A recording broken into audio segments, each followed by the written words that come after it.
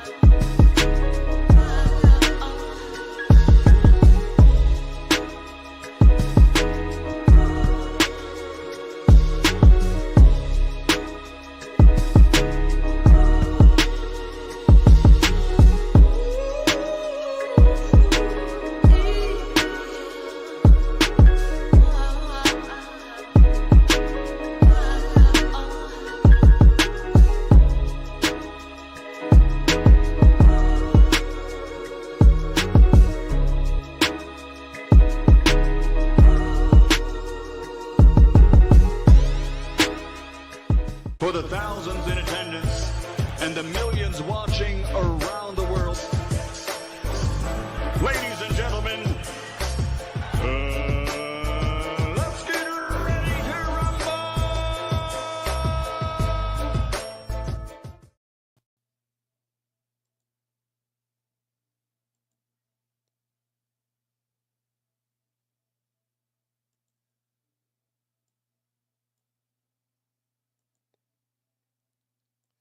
Yeah. What's up, family? It's our boy, Coach Malachi Williams in the building.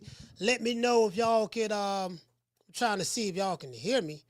Things looking kind of crazy. I'm trying to see if y'all can hear me or something, man. I'm looking at my monitor. My monitor had went out. So let me see if y'all can hear me first. Let me pull this up. I think y'all can hear me. Let me turn this up right here. You can't hear me? Okay, yeah, I think y'all can hear me. My bad. I was like, damn, I thought, y'all, hold on. Let me do this. Let me go here. Go to history, historia, y también, recently closed. Open them back up. All right, cool. Salute to everybody, man. What's going on, family? I was having some technical difficulties over here. And, the damn tab closed on me. The whole damn tab closed. That shit was crazy as hell. Anyway, shout out to Miss Connie, man. Shout out to Black Panther. Mr. Tomato Can, what's up, brother? Whole lot going on. There's a whole lot going on, man. We got Shakur and the kid Austin fighting this weekend. Keyshawn Davis just got through fighting. Got through looking at the Crawford interview with Najee. You get what I'm saying? Y'all be on the lookout. I got an interview coming too. Got a couple of interviews coming, but I'll let y'all know. I'll let y'all know when that happens. I'll let y'all know when it's done. It'll be soon too. It'll be real soon.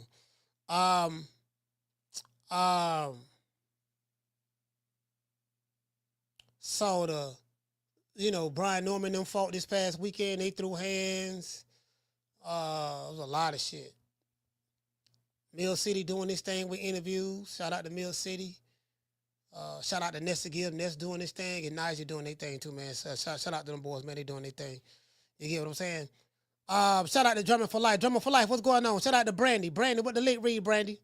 Brandy, sweet like candy. Lord have mercy. Shout out to the lovely Miss Connie, Miss Black Panther, G5 from the Bronx. Montre in the building. Salute, brother. Shout out to Montre. You get what I'm saying? The naturals, I guess Norman Sr. had a torn bicep as well. Man, look here, man. Check this out. Listen, all I know, man, oh my God, it's a whole lot I could talk about too. That BLK Prime shit, man, Lord have mercy, man. I don't even want to get started on that. The broadcasting, I don't know what they were shooting with. That's a whole nother story right there, bro. I ain't gonna, that ain't no reflection on Brian Norman and them or whatever, but bro, that's crazy. I don't know what the hell they were shooting with, bro. Man, bro, that's a whole nother ball. That's a whole nother conversation right there, bro. Matter of fact, let me write that down, because I know me, my ADD. I got to write shit down, because I got this ADD bad. I be jumping subjects like a motherfucker. Let's see. Yep, put that down. Hackett. BLK Prime. Oh, Lord. Lord have mercy, boy. Motherfucker. Man, I'm trying to. Bro, that shit, man. Anyways, bro, this shit make black promotional companies look bad. Like, yeah, man, shit, that's why niggas don't even want to do that with black folks, man. Because, we do it with the white folks. Because when you do it with the white folks, shit be professional. Anytime you try to support these niggas, man, look at that. The light, it was dark.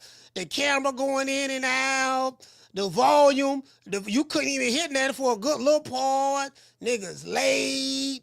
You know, bro, like, fam, that was the... Oh my God, boy. Anyway, let's move on to another subject. Let's see. Let me write this shit down. My ADD, man. You know, y'all know my ADD be kicking it, man. And you already know what time it is with me. The stickiest of the icky. You want to smoke with the old boy Rick James? Yeah. You already know what time it is with me, man. Like, you know, we're gonna piss some people off today. We're gonna make some people happy, whatever. Y'all know me, man. I spell nobody, so you know y'all know me. It is what it is. Let's see that right there. Oh yeah, Mama Holyfield hollering about, you know. Yeah, man, Shakur planted drugs in our car and this and that. And like anybody who heard that shit knew the nigga was lying, but Mama Holyfield, that's all Mama Holyfield do lie. That's a real hoe right there. Oh, dick in the booty ass nigga for real. Mama Holyfield lying by Shakur. I gotta write these notes down. I be forgetting shit. And then I heard an interview with Kid Austin say, yeah, man, I ain't gonna lie, man, that don't be me. That don't be me on my social media. That be my dad. I'm the first one that told y'all that. I'm the first one that told y'all that over here. I say, man, that don't be Kid Austin, man. That be that. Because when I went to San Antonio, when I first met both of them, you know what I mean? He told me that. Yeah, that be me. That be me on the computer. That be me on Twitter. I be adding Shakur, and and Tank and all of that stuff there. Like he don't want to work because Kid ain't allowed to be on social media. Kid also ain't even allowed to have a phone. I'm the one told y'all that. You get what I'm saying? So that be the pappy doing that. Anyway, that's a whole other story. 135-pound division is in a good place. It's in a good place. You get what I'm saying? 135 is in a good place. It is my goal to teach everybody in boxing what is the definition of a male groupie. I'm going to do a video on this about the male groupie shit that I see going on in boxing from YouTube channels. And then, of course, as the YouTube channel goes, so do, the subscribers or whatever. Some of these niggas in their 30s. Some of these niggas in their 40s. Some of these niggas in their 50s. And some of these niggas in their 60s. And I have to do this. Y'all know me, I get 25 fucks. I'm team fuck the other side. I'm from West Tampa, Florida. It's fuck the other side over here. That's where we at. That's what we on here in my city. We don't give a damn. You mean honest with you? We on that heavy. Fuck the other side. For real. Like, we on that shit heavy, but we take pride in that shit. Anyways. Yeah, I have to. I'm gonna do it. I've been motivated. Shout out to the one, Mr. Ham. Hey, okay. Dropping out $2 super chat. He said, looking forward to this ether from Coach today.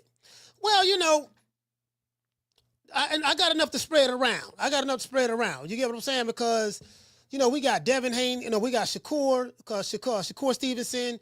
We have Keyshawn Davis, and we got Gervonta Tank Davis, and then I don't even count Lomachenko. Lomachenko out of there. He ain't going to beat nobody, none of them three dudes, and Lomachenko finna retire. He will be retiring this year without fighting Shakur Stevenson, Keyshawn Davis, or Tank. That's done. Tank had a chance to fight him for years, but he ain't want to fight him. Then, we know recently, they say he restarted. I don't know how true that is. That's what they say. I ain't seen no proof of none of that shit, but they say he restarted Lomachenko after like 5-6 years, and Loma Loma doing him. He over there in Ukraine doing what he doing over there. You get what I'm saying? So we'll see how that work out. But the division, so I'm kind of waiting on. Look, if one of y'all niggas can knock Lomachenko off, get that belt from him, good. If you can knock him off, get him out the way, good. If not, he gonna have to drop that belt, and we'll see who gonna get the IBF strap. I don't know. I don't know what the deadline is on Loma to defend that title. I have no idea because he beat George Kambosos for it. I think either for it or it was for. I think it was vacant. The vacant. So I don't know. I don't know what the timeline is on that. So I don't even include him in this conversation. As far as I'm concerned, Loma is a retired fighter. I don't even include him in this conversation. Literally, I don't.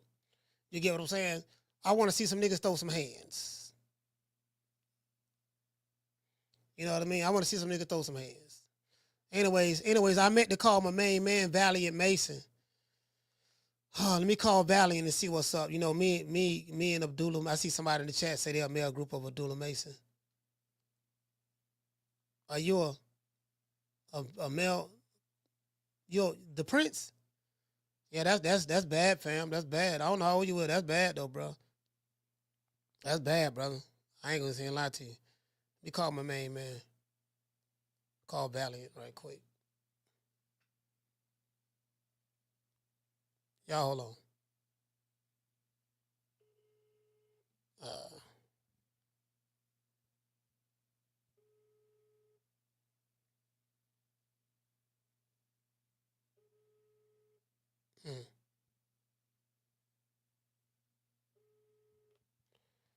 All right, that phone had a weird ring to it. Had a weird ring to it. I don't know what's up with that ring, but that's it though. I'm gonna give him a call. I got some interviews lined up that's coming down the pipe. Y'all will find out about it. Yeah, man. Shout out to NPR salute, fam. Black Sheep say Abdullah knocks out Rolly. I mean, you know, we got to get him in the ring. It is what it is. So, Black Sheep say, did you see Brian Newman Sr. win? Yeah, I saw it. I mean, the best I could see it. You mean it was the best I could see it, bro. Like the visuals was straight. It was crazy as hell, bro. Like that was bro. My nigga, BLK Prime as a brand is done. We're gonna talk about that later. They're done. Like nobody in the sport of boxing gonna ever take them serious about doing no boxing, bro. I mean, we just gotta call a spade a spade. Matter of fact, I'll get on that later. I ain't gonna jump on that right now. I ain't gonna jump on that right now. Anyways, shout out to Tyrone. Hey, okay. Dropping that quarter over. Bam, dub on your boy. Hey, Leroy! Super chat received. Playtime's over, boy. He say Coach Bud destroyed these PBC bots in his interview today. I loved it. Yeah, I saw the interview. I saw the interview, him and Nigel, man. Nigel did a real good job. That was the second best interview I seen Bud do. The first one was him and Andre Ward. Yeah. Mine gonna be the third or fourth one. The one I do with him. Shout out to Schoolo. He said, get the lights up. Yeah. It is what it is, man. Anyway, let's get into this. Let me read my opening monologue. Did Tank Davis admit to ducking Devin Haney? I've been hearing this all online. Yeah, man, Coach, you heard what Tank said? He said, and I heard the whole interview he did. He talked about being scared of losing, getting put on the meme, and, he spoke about, Turki Alalshihk and he came at him wrong. He assaulted him with a bag full of money, guaranteed money, and he didn't like the assault. And, so people took that as, well, Bill Haney wasn't lying. Because, truth be told, had Bill came out and said, well, look, man, we had $20 million guarantee, for him to fight Dev for Turki Alalshihk, and he turned it down. Nobody would have believed Bill Haney. The Tankamaniacs definitely would have been around. Oh, man, Bill lying. You can't believe nothing Bill say. And then come to find out when Tank said it out of his own mouth, then they're like, oh, well, what he meant was, see, this is what I noticed, right? This is what I know from these Tankamaniacs. When Tank say something, for some reason, these Tankamaniacs feel that they are the representative or the national spokesperson for Tank, right? None of us are national spokesperson for any of these fighters. These fighters don't know us. Well, I know a couple I met, you know what I mean? And me and Bud got a real good relationship. Me, him and his family and stuff like that. But outside of that, You know what I'm saying? I don't know any of these, like, these niggas don't know y'all like that. So now, why would she when he say something that sound fucked up, that go against the narrative? When I see what he meant was, see, he really ain't mean that. I'm like, oh, I didn't. No, that's what he said. The man said what he meant. Now see, you don't understand. No, my comprehension skills are very good, sir. I don't suffer from confirmation bias. The nigga said what he said. Keyshawn Davis. You know, me, Shakur, that's my brother. I ain't gonna never fight Shakur. Fuck you mean you ain't gonna never fight Shakur? And I met Keyshawn. Met him, you know, a couple of times. Was in the process of interviewing him, but this old hating ass bitch from Top Rank, this old player hating asshole was hating on the nigga. I don't know, some old white lady they got over there, man. That bitch was hating like a motherfucker. Like, I'm in the back with Key. We finna do the interview. Shout out to Alan the herbalist who set that up, which is the strength and condition, which is the nutritionist, Team Crawford's nutritionist, Alan the herbalist. And yeah, she told me, oh, ain't gonna be no interviews right here. You can't be sitting in the hallway. Then she don't grab Shakur and push them over. And she don't grab Shakur and push them over. You get what I'm saying? It was like, you know, like, I'm dead serious, bro. I don't know who that lady is, bro. I need to call Steve Kim or Carl Moretti and be like, man, who this bitch is, man? I don't know who she is, dog. But she was hating like a motherfucker. Literally. She was hating like a motherfucker, bro. I'm like, man, anyways, I forgot the bitch name, man. You know, I don't know. It might be somebody's wife over there. They probably say we can't fuck with you no more. Coach can't get no more press credentials because you called this lady a bitch and all that shit there. I like, man, I don't know who the fuck she is. I'm just calling like it is. Y'all know me. You get what I'm saying? To deal with it. I'm gonna call it the way I see it. Anyways, in a recent interview with a Safe Place podcast, that's a hell. Hey, you know what? That's a hell of a name of a podcast. A Safe Place.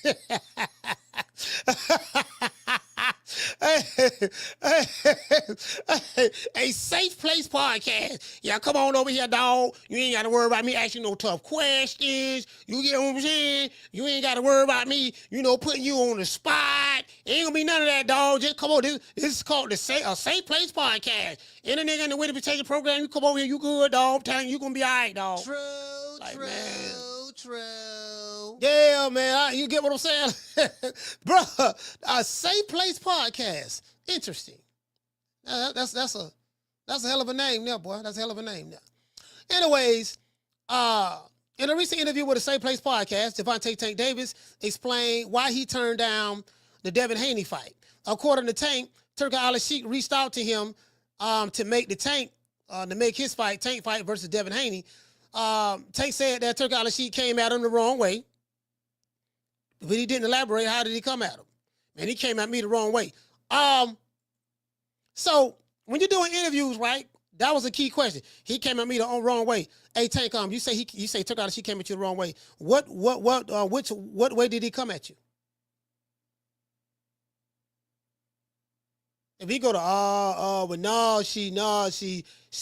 he just think because you got money that's it. It's just the money and all that stuff there.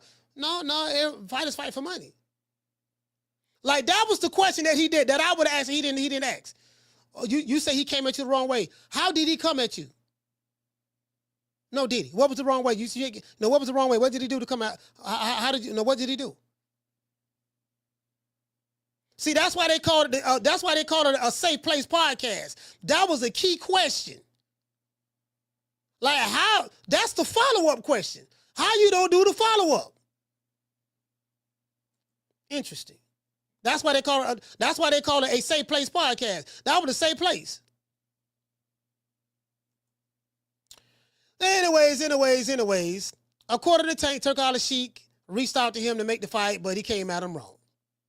Tank claimed that he didn't like Turki Alalshihk, saying Devin Haney is his guy. So he said, you know what? I don't care nothing about that $20 million guarantee you're offering me. That's more money than I ever received guaranteed in my life. But I tell you what, we're talking about guarantee. We ain't talking about back and just guarantee. Yeah, man, but I don't like the fact you said that Devin Haney your guy. Who gives a fuck? You can say what you want to say. $20 million guarantee? Okay, cool, no problem. Go ahead and, listen, I'm going to say this on the record. I got Tank Davis stopping Devin Haney. I mean, I know they'll never fight because Tank ain't gonna fight him. You know, he ain't gonna fight Shakur. He ain't gonna fight nobody. I know that. You know what I mean? But I'm just saying. But if he did fight him, I'm like, to me, out of the three guys, let's say out of a Devin Haney, Shakur Stevenson, and Keyshawn Davis, I would say Devin is the weak link in that situation. In my opinion. Because he don't have the footwork that Shakur Stevenson have. And I just feel like, man, you know, he got good footwork, but Tank has great footwork. People look at Tank from a knockout standpoint, but the boy can't box. He got great footwork now. He had a talent. He does have a talent. He just cherry picking and choosing with his talent. You get what I'm saying? So it is what it is. Anyways. So he didn't like the fact that he said Devin Haney was his guy. Tank didn't like Turki. You know, he didn't like the fact that that Turki offered him, you know what I mean, by offering him $20 million guarantee. As I listened to the Boxing Voice, let's pivot over to the Boxing Voice, and I read the comments in the comment section on the Boxing Voice. Fans now believe that Tank Davis is ducking. I'm hearing that a lot. Once you get outside of the Tankamaniacs bubble, because we know what they're saying in the bubble. Once you get out of the bubble, it's like I'm talking about people who was diehard defenders of Tank. They like, man, motherfuckers saying, you know, that's the, you know, they feel like that. This man ain't fighting no goddamn body, man. You know, after this fight, he gonna fight Isak Cruz. I bet money on that. Isak Cruz is next. Mark my words. Write this down. February the 17th. And I said this before. February the 17th, 2025. That's who's next. And I sit back and I'm looking around. I say, okay, they say he ducking. Now, I don't agree with what people saying Tank is ducking for, or who he's ducking. Devin Haney's fans feel that Tank is ducking Devin. That's proof he ducked Dev. Interesting. And I say, well, he is ducking. But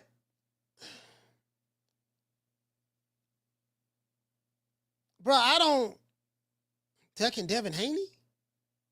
And again, this ain't no shade to Devin Haney. Styles make fights and all that stuff. I get that, but bro, I just don't.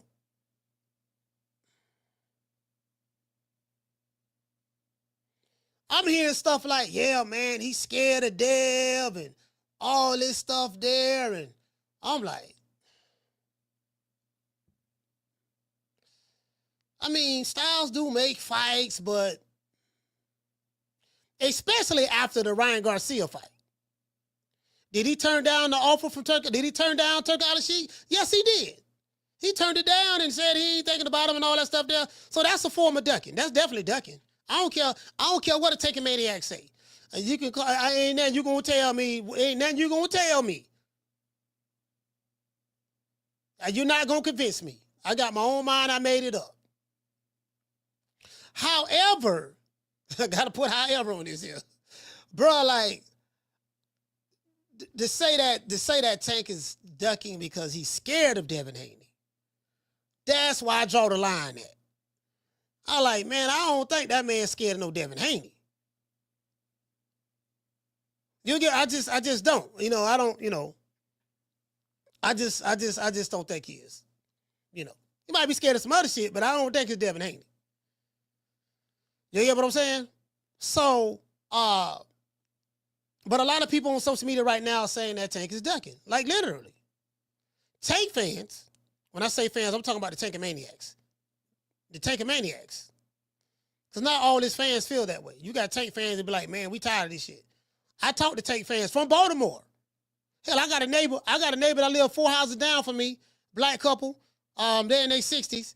They from PG County. They from PG County.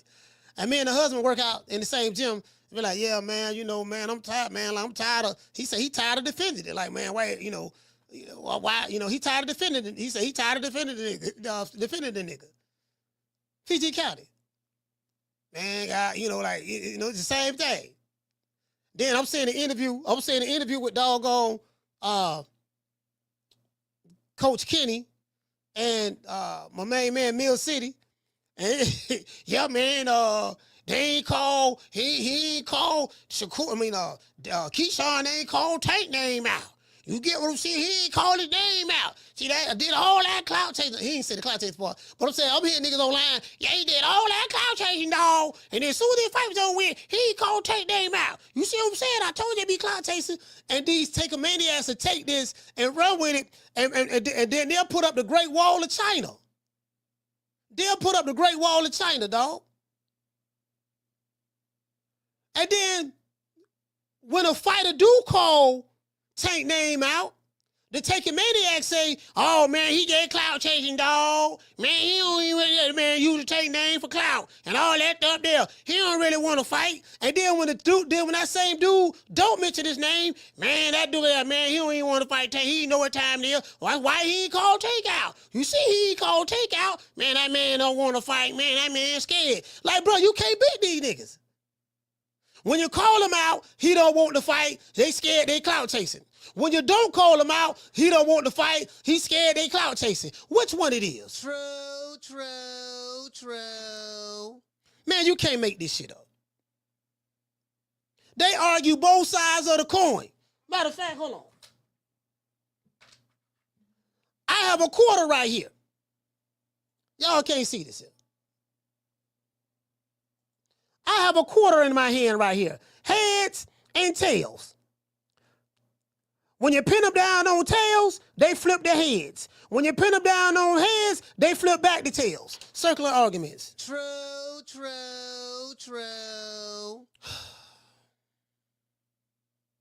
I said, I don't even talk to these retarded ass niggas. These niggas retarded.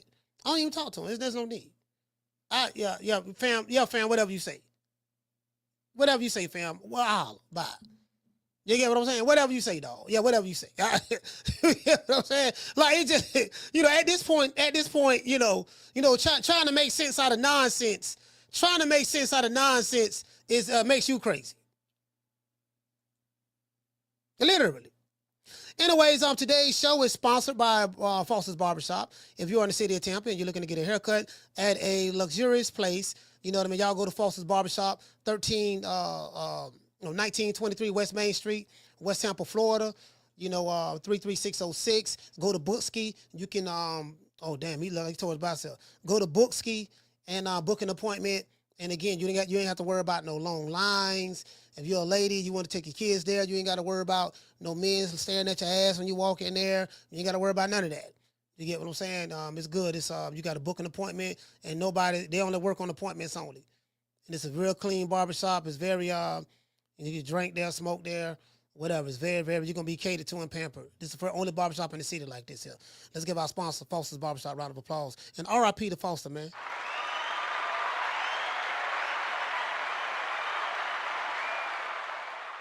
Let's get into the show, man. They say the boy ducking Dev. He ducking Dev. All these niggas ducking. As far as I'm concerned, Keyshawn, y'all hold on. Matter of fact, my bad. Matter of fact, let's do this. I didn't put the poll up. My bad. Sorry about that. I didn't put the poll up. Y'all hit the like button for me.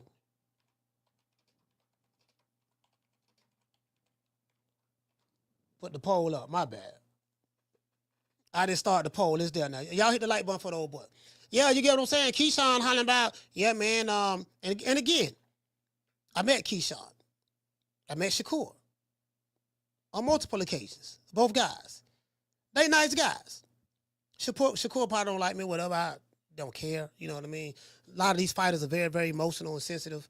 So, you say some shit, the fighters are like this here. As long as you pulling their dick, that's what we say in Florida. That's a Florida thing. If you ain't grew up in Florida, you don't know what that means. Man, stop pulling dick. You know how dudes say that means you riding another. It's like you riding this job. It's like you overhype. You hyping them up, nigga. Why you bragging on another nigga? Why won't you brag about what you got? That's like a dude. That's like, see, this we say in Florida, right? It's an old school slang though. It's like you coming up, yeah, man, what's the name? Beat your ass, man. Man, I'm trying to tell you, man, nigga, my favorite fighter, but my fighter beat this and beat that, and my fighter got more money than everybody. And you get what I'm saying? And my fighter got this and got that. And the nigga in Tampa be like, oh man, stop pulling that nigga dick. Oh, dick pulling ass nigga. Nigga, won't you talk about what you got? That's how we talk here in my city. True. If you ain't from Tampa or Florida, you don't know. Well, yeah, we ain't have to say no Diddy and all that shit there, because what's understood don't need to be explained. Did you get what I'm saying? You know, now in the rainbow era, you know what I mean? You know, shit, you get what I'm saying? It is what it is. But that's how we talk here. That's how we talk here. If you grew up in Florida, you know what I'm talking about. From Miami to Jacksonville, anywhere in between, y'all know what I'm talking about. You get what I'm saying? So it is what it is. So yeah, man, I mean, me, I'm gonna tell y'all, and I tell y'all time and time again, Coach Malachi like this here. I don't have a love affair with these niggas. I don't. I keep telling y'all, these fighters are in they are in elite class. They are athletes, professional athletes, celebrities to a degree. And they got access to money, resources, and people because especially the high caliber fighters. They're in their own world. People who are fans of your fighters, you are in the civilian world. Sometimes the waters get murky when a civilian that's a fan starts to think that he's the fighter, or starts to think that, you know, he's a part of the fighter's entourage or whatever. Sometimes it gets murky. You get what I'm saying? Me, I try to keep it as real as possible. As real as possible. And I gotta remind these male groupies, dog, I don't care how much dick riding you doing, dick pulling you doing, dog. The man don't know you. He don't know you at all. Don't even know you breathing. And you gotta remind these male groupies of that shit. The male groupie is like, it's a girl that he really likes, but the girl don't really know he exists. And he's running around telling everybody, that's my girlfriend, I like her, I'm gonna get her, and this and that. And she ain't even paying you no attention. Dude, you do know that, yeah, man, me and her go together, dog. She don't even know you exist, dog. I saw her tongue kissing Rob on the other side of the lockers this morning. That's what these dudes remind me of, really though. You get what I'm saying? But before we get into the show, we got to say all praises due to the Most High, the Most Exalted, the greatest human being on the planet Earth. And I say this for the Haymanites, Mr. Al Heyman. Well, you know, I guess I got to be like everybody else and sing Al Heyman. I can quit my job now, baby. 6 figures, baby. You feel me? But a name. Do you have a name? Oh, nah, I ain't got no name, you know. Name them names, man. They know who they is. Name them names, please. The names need to be named. They know who they is. The Mexican monster. Yeah, man, I'm sitting back, man, like, bro, like some of these cats, man, like, you gotta continuously remind them. Hold on. What, it froze?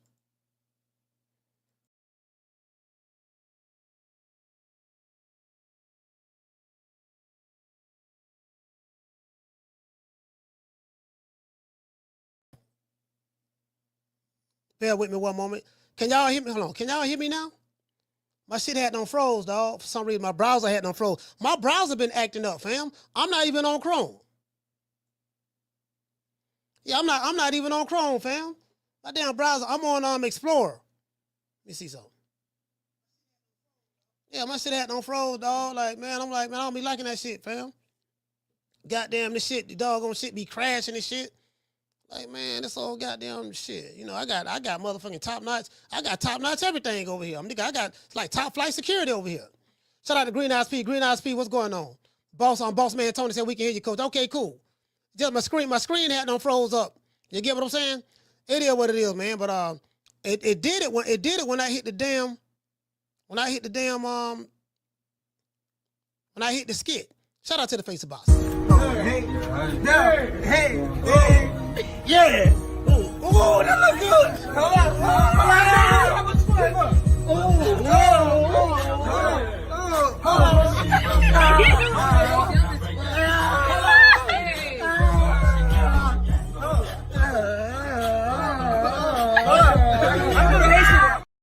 Yeah, it is what it is, man. I'm finna get ready to get into the show. Now, I'm gonna be honest with you, bro.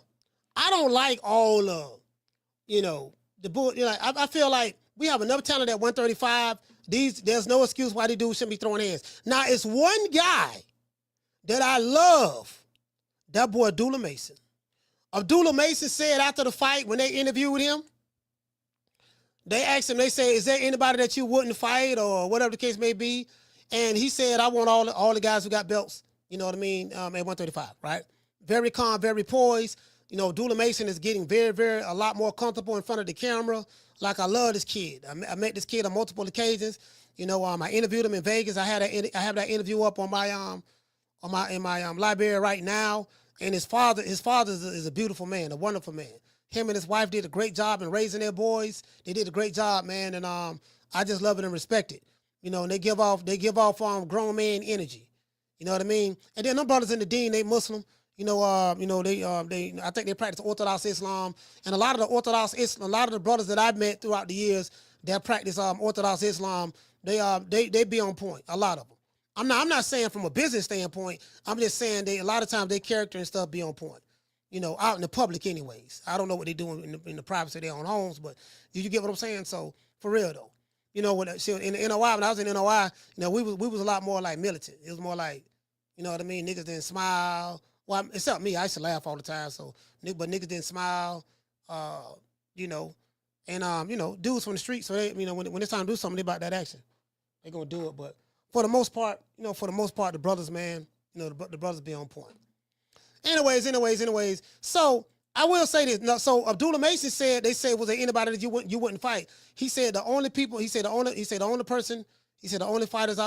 wouldn't fight are my brothers, his blood brothers. Understandably so. Vladimir and Vitaly Klitschko would never fight each other. He said my blood brothers. He said anybody outside of my brothers can get it. True. He saying Tank can get it. He saying Keyshawn can get it.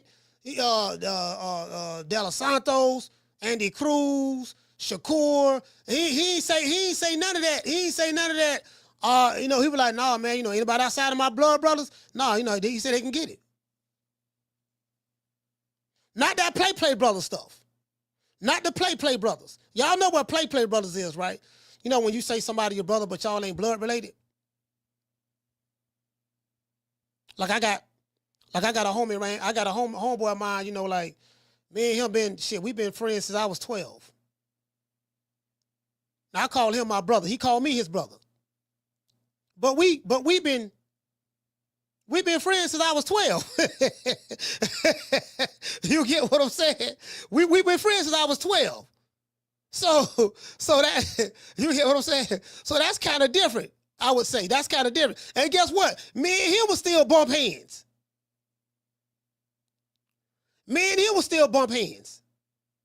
Hell, matter of fact, we had a fight before in the past. I lost, but we had a fight before. Brothers. You know what I mean? Yeah, they're right. Shit, nigga, hey, I'm gonna tell you something. Where I grew up at, in my spot, and in the hood and all that stuff there, dudes threw hands. Like, we could be friends, partners, bro. We go, and listen, if it comes to that, we go throw hands right there. And then after that, you know what I mean? We'll probably be cool the next day or 2 days later or a week later. You get what I'm saying? You get what I'm saying? So, all that, yeah, man, now we birds now. Man, that sound like, man, come on, fam. Both of y'all niggas ducking each other. It's like everybody ducking everybody. It's like one big duck fest. One big duck fest. You get what I'm saying? Come on, fam. Now we can't be doing that. We can't be doing that. I'm like, y'all need to throw hands. And that's why I was saying, like, it's just a different mentality in today's time. That's why I have such a problem with just me personally. I have a problem with, nah, man, you ain't gonna be talking to me about no comparing any of these dudes to such and such. Like you won't know who they is. You won't know who they is until what the fuck is this? Somebody got shot? What the fuck?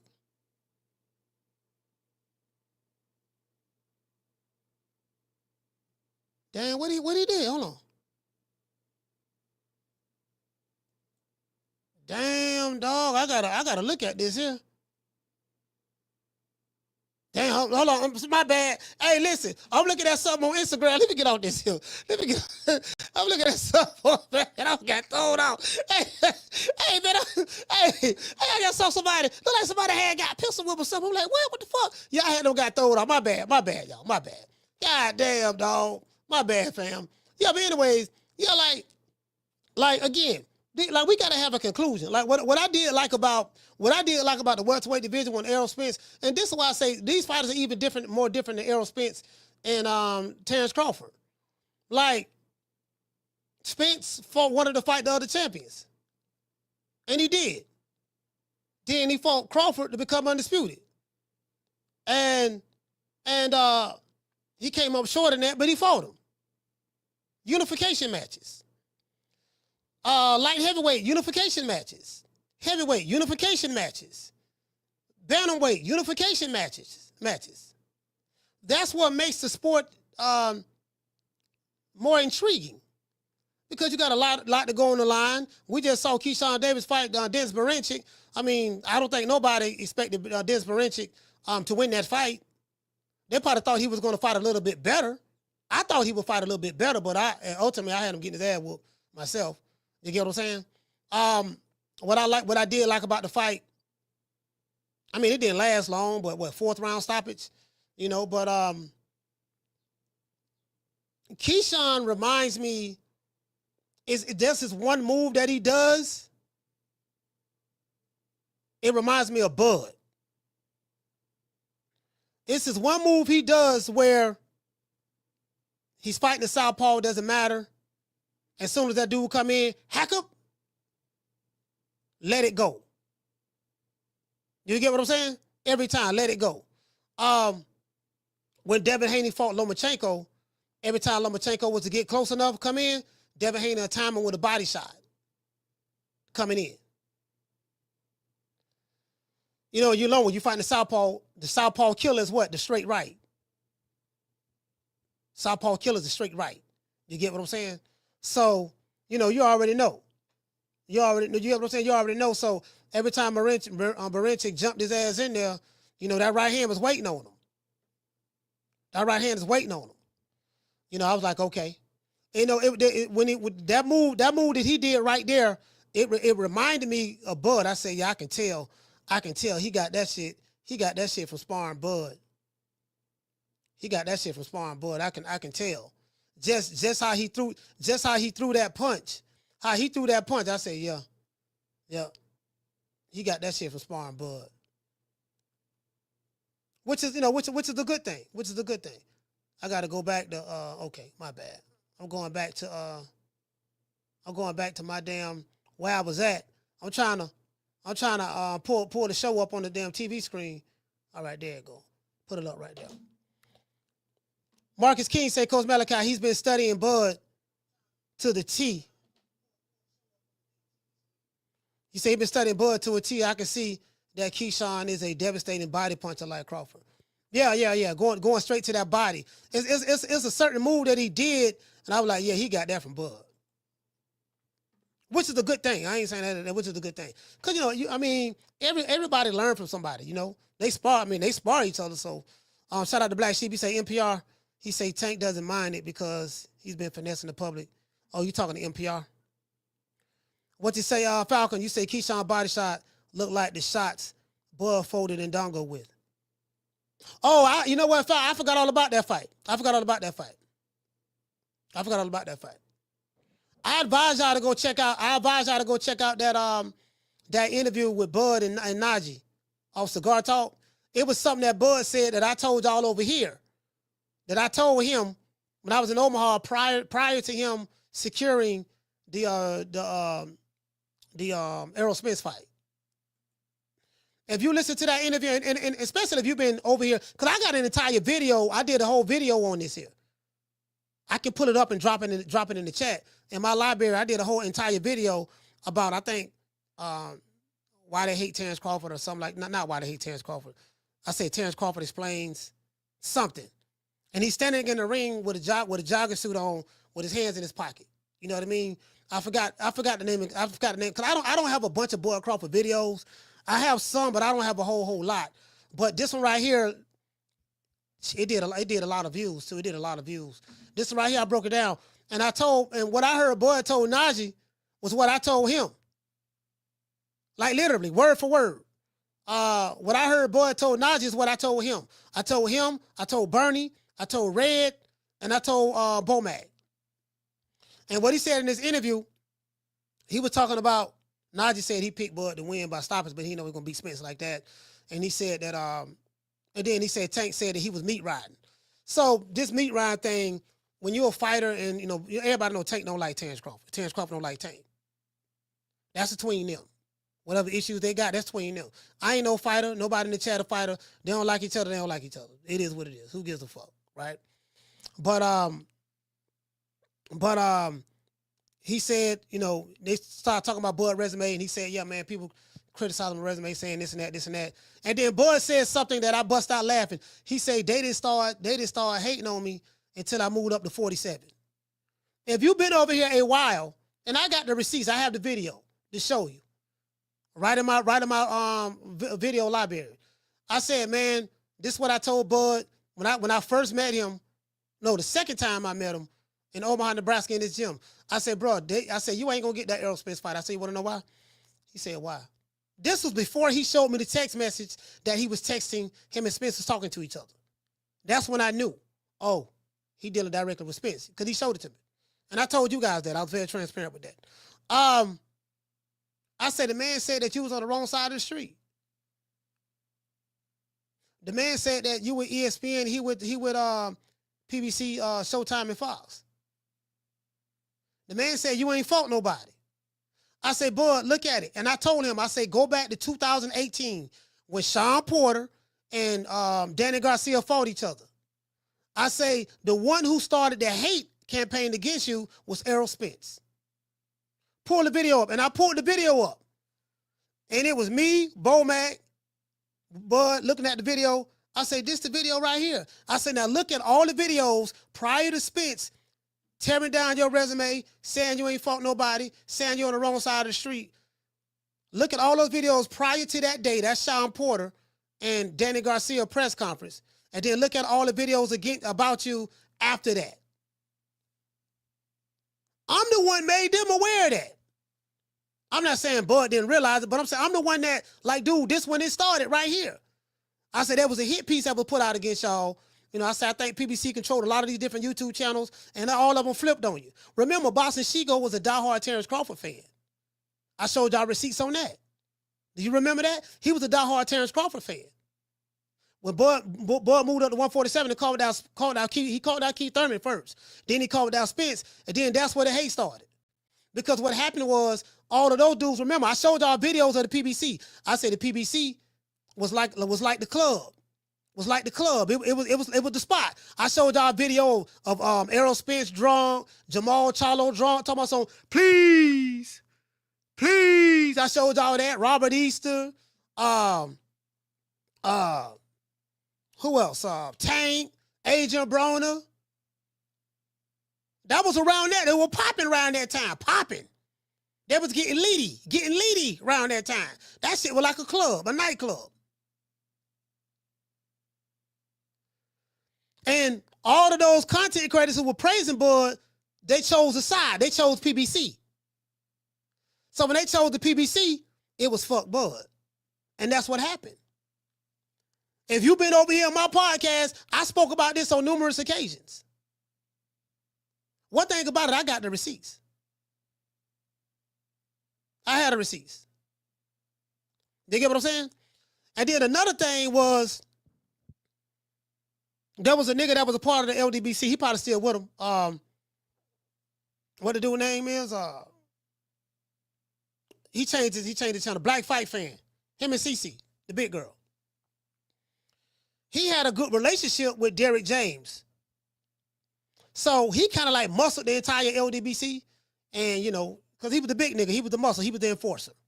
Quote, unquote. Whatever the fuck that means. He was the enforcer, right? So all them niggas in the LDBC was scared of Black because he was the biggest one. So he chose Errol Spence because he's from Dallas, Texas and all that stuff there. And they were like, fuck Bud. And then all them niggas became fuck Bud. Because they were scared of Debo.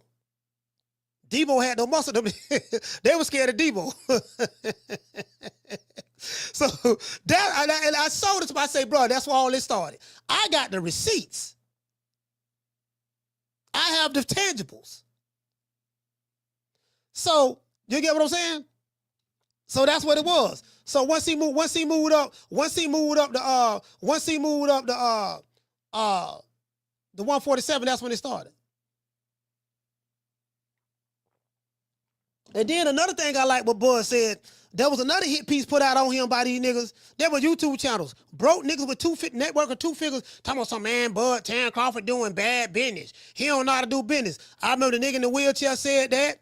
I remember a lot of them niggas from the Alphabet Boys said that. Yeah, he do bad business. I said, bro, I like what Bud said. He said all them niggas, he was making a lot of money over that top rank. Guaranteed money, not that back end shit.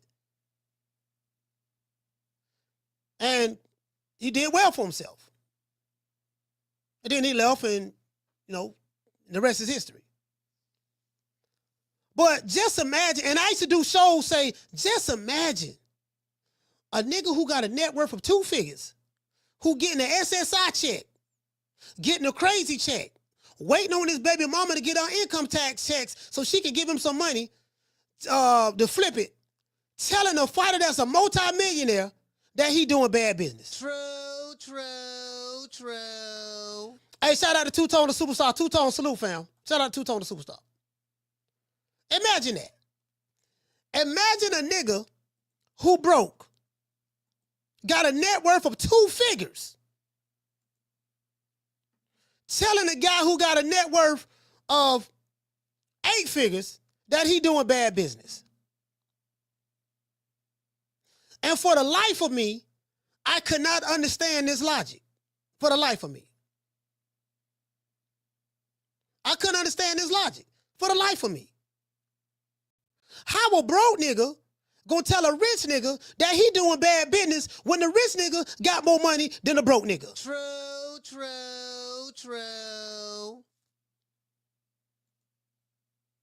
I said, am I missing something? I mean, I know I ain't got nothing but a GED, but I have a master's degree in common sense. As I tell you guys, we don't own these fighters. All these financial accountants, so that's where that shit came from. And then to hear Bud say that on the show, on the interview with Najee, I was like, yeah, that was the discussion that we had. I bet it was a while ago. It was 2022? I think it was 2022. We had that discussion in 2022. I want to say February, March 2022, somewhere up in there. What was it? I think it was somewhere in 2022. I don't remember exactly. I know it was me, him, Bo Mag. It was cold. It was cold in Omaha. It was freezing. Bernie, whatever. So, because I had to do my own research on it myself. This is why I don't get caught up in the cold shit. Yeah, man, yeah, man, nigga, you a coon, you a Tom, you black man always attacking blacks. I said, all you niggas do is attack blacks. Black people ain't never been no one monolith. We never been a monolithic group of people. No people on the planet is a monolith. So kill me with your fake outrage, homie. You niggas want to pick and choose when to be pro-black. You divided the pie. You shitted on one black fighter to benefit the other black fighter. Instead of you saying, you know what, all we black, all them fighters black. Yeah, what we need to do, man, at least they fighting each other, they getting the money. Y'all wasn't satisfied with that. You know, black folks, especially in America, always come with, you know, people are tribalistic by nature. We tribalistic than a motherfucker. So we chose the PBC tribe. You get what I'm saying? And that's what happened. That's what happened. But that's exactly what happened, though. That's exactly what happened. But I got the receipts. I got the receipts. I got the receipts. But anyway, I'm finna drop these phone lines, man. Y'all call the show, man. Phone lines open. 530-494-9636. Y'all call the show. As a matter of fact, hit me up. You want to talk some shit? Call me. Start some shit, bitch. Sup, fool? You gonna talk shit about me, homie? Where you from? Hundreds of niggas is waiting for your motherfucking call, and they all talking shit about you right now. Call the coach at 530-494-9636. We waiting on your bitch ass. I said, yeah, man, it must be something. It must be something that I'm. It must be something that I'm missing. I'll call her. Hold on. I ain't never seen an ant hating on the elephant from the ground. Oh, that elephant don't know how to walk through the jungle. He don't know how to walk through the jungle. Nigga, you's an ant. Like, for the life of me, I never understood, and maybe because I'm from the city of Tampa, right? I just never understood, like, how a broke nigga gonna tell a rich nigga he doing bad business? Dude, you are broke for a reason, fam. Your whole life is a testament of you doing bad business. That's why you broke. But you gonna tell a millionaire that he doing bad business. Oh my God. Caller, what's your name? Where you calling from? What's up, Coach? This is Mitchell from Chicago. Mitchell from Chicago, talk to me. Yeah, I think, I agree with you. You didn't really get too much into the Black Crown, but yeah, they got to do better with that. Like, they've been advertising that fight for about a month and a half, 2 months, something in between that time frame. So everything should be on point. Like, once I send my money in, there shouldn't be any technical difficulties or delays. Like, everything should be crisp. I think it could have had a little bit more professionalism. But as far as with the Tank thing, I think Tank did answer the question when he said he came at him wrong. He said he came at him wrong, and he said he wanted me to fight Devin Haney. He said, oh, right? Yeah, he said, he wanted me to fight Devin Haney. Devin Haney, his guy. Because you've never heard Tank talk about the scorecard. Every press conference, the last couple of opponents, if you look back, what Tank say? I'm gonna break your face. I'm gonna do this. I'm gonna do that. I've never heard Tank talk about the scorecard. It was like, in Tank, he probably like, you came at me wrong. Al Heyman never came at me. Al Heyman come at me. He give me options. I could pick Isaac Cruz. I could pick this person. Like, Al Heyman never came at him, and he said that in Gilly and Wallow interview. Like, no, they've never came at me and said fight Devin Haney. Remember when what's his name? Gilly asked him that question in the interview. Mm-hmm. Yeah, I remember that. Yeah, so the one that I play all the time on the show. Yeah.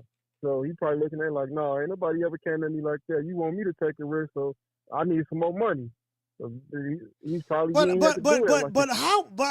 is that I mean, every fight is a risk when you step in the ring, but bro, I don't look at Devin Haney as no risk like that for no Tank.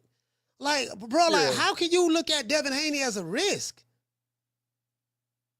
I don't get that. Like, you Gervonta Tank Davis, you're hyped up as being the best in the 135-pound division without even having to prove it. I think the risk is the L. The risk is the L? Yeah, I think the risk is the L. Because I don't want to put words in your mouth. When you say you don't look at it as a risk, are you talking about like Devin Haney, like the impact he can have on as far as like power and all that? Is that what you mean by risk? No, I'm just saying. I just think that Devin Haney is a good boxer, but Tank Davis is a great boxer as well. He's a really, really good boxer, and I just think that, I mean, he don't have to worry about no punching power from Devin Haney. So once he get around that, I think I think Tank have faster feet than Devin Haney, faster. I think once Tank touch him a couple of times or whatever the case may be, Devin. I just don't see no risk with Devin Haney. I mean, if it go 12 rounds, Tank can box. I think he can beat 12 rounds if he have to. He don't necessarily have to win by knockout. Now, if Tank don't believe that he can beat Devin Haney by knockout, then that's something dealing with him. But I'm just saying from my perspective, I'm like, man, I really don't. I mean, I think Tank a stop dog on Devin Haney. I'm gonna just come out and say it. I think he'll stop him. myself. Yeah, I think a lot of people think that. But like I said again, I never heard Tank talk about a scorecard. That's the first time I've ever heard Tank talk about a scorecard. Yeah, that is so, true. I mean, we only can you know what I'm saying? We only can speculate. Like, I could be looking too much into it, but I'm like, damn, Tank, I never heard you say that. And that Bud Crawford interview, like, that was a great interview also. Yeah. That's crazy. Like you said all the time, these people who think they're investors, like, Bud knows his whole lifestyle outside of boxing. So in order to make those decisions, it must be lucrative or financially beneficial to him. Okay. Only way you know if you're leaving some meat on the bone is you have to go through trial and error. So if he's steady doing the same thing, I mean, it must be working for him. I mean, the man got a net worth. The man got a net worth of depending on what site you go to. Celebrity net worth. Say he got a net worth of $20 million, and another blog site said he had a net worth of $18 million. So apparently he made all the right moves. Exactly. He made all the right moves. So you get what I'm saying. So all this other shit, it doesn't. Again, he fought. He's the fighter. They the one making the money, but he made all the right moves. If you, I can't sit here behind this camera and say a guy who's richer than me is doing bad business when he has more money than me. Apparently, his business has worked for him, and my business hasn't got me to his level yet. That doesn't make any sense. But I'll let you wrap it up. Yep. Yeah, so I ain't gonna hold the phone too much longer. You made a lot of solid points, man. Well, good show. I'm gonna let some other callers get in and keep doing up the good show, man. All right, salute, fam.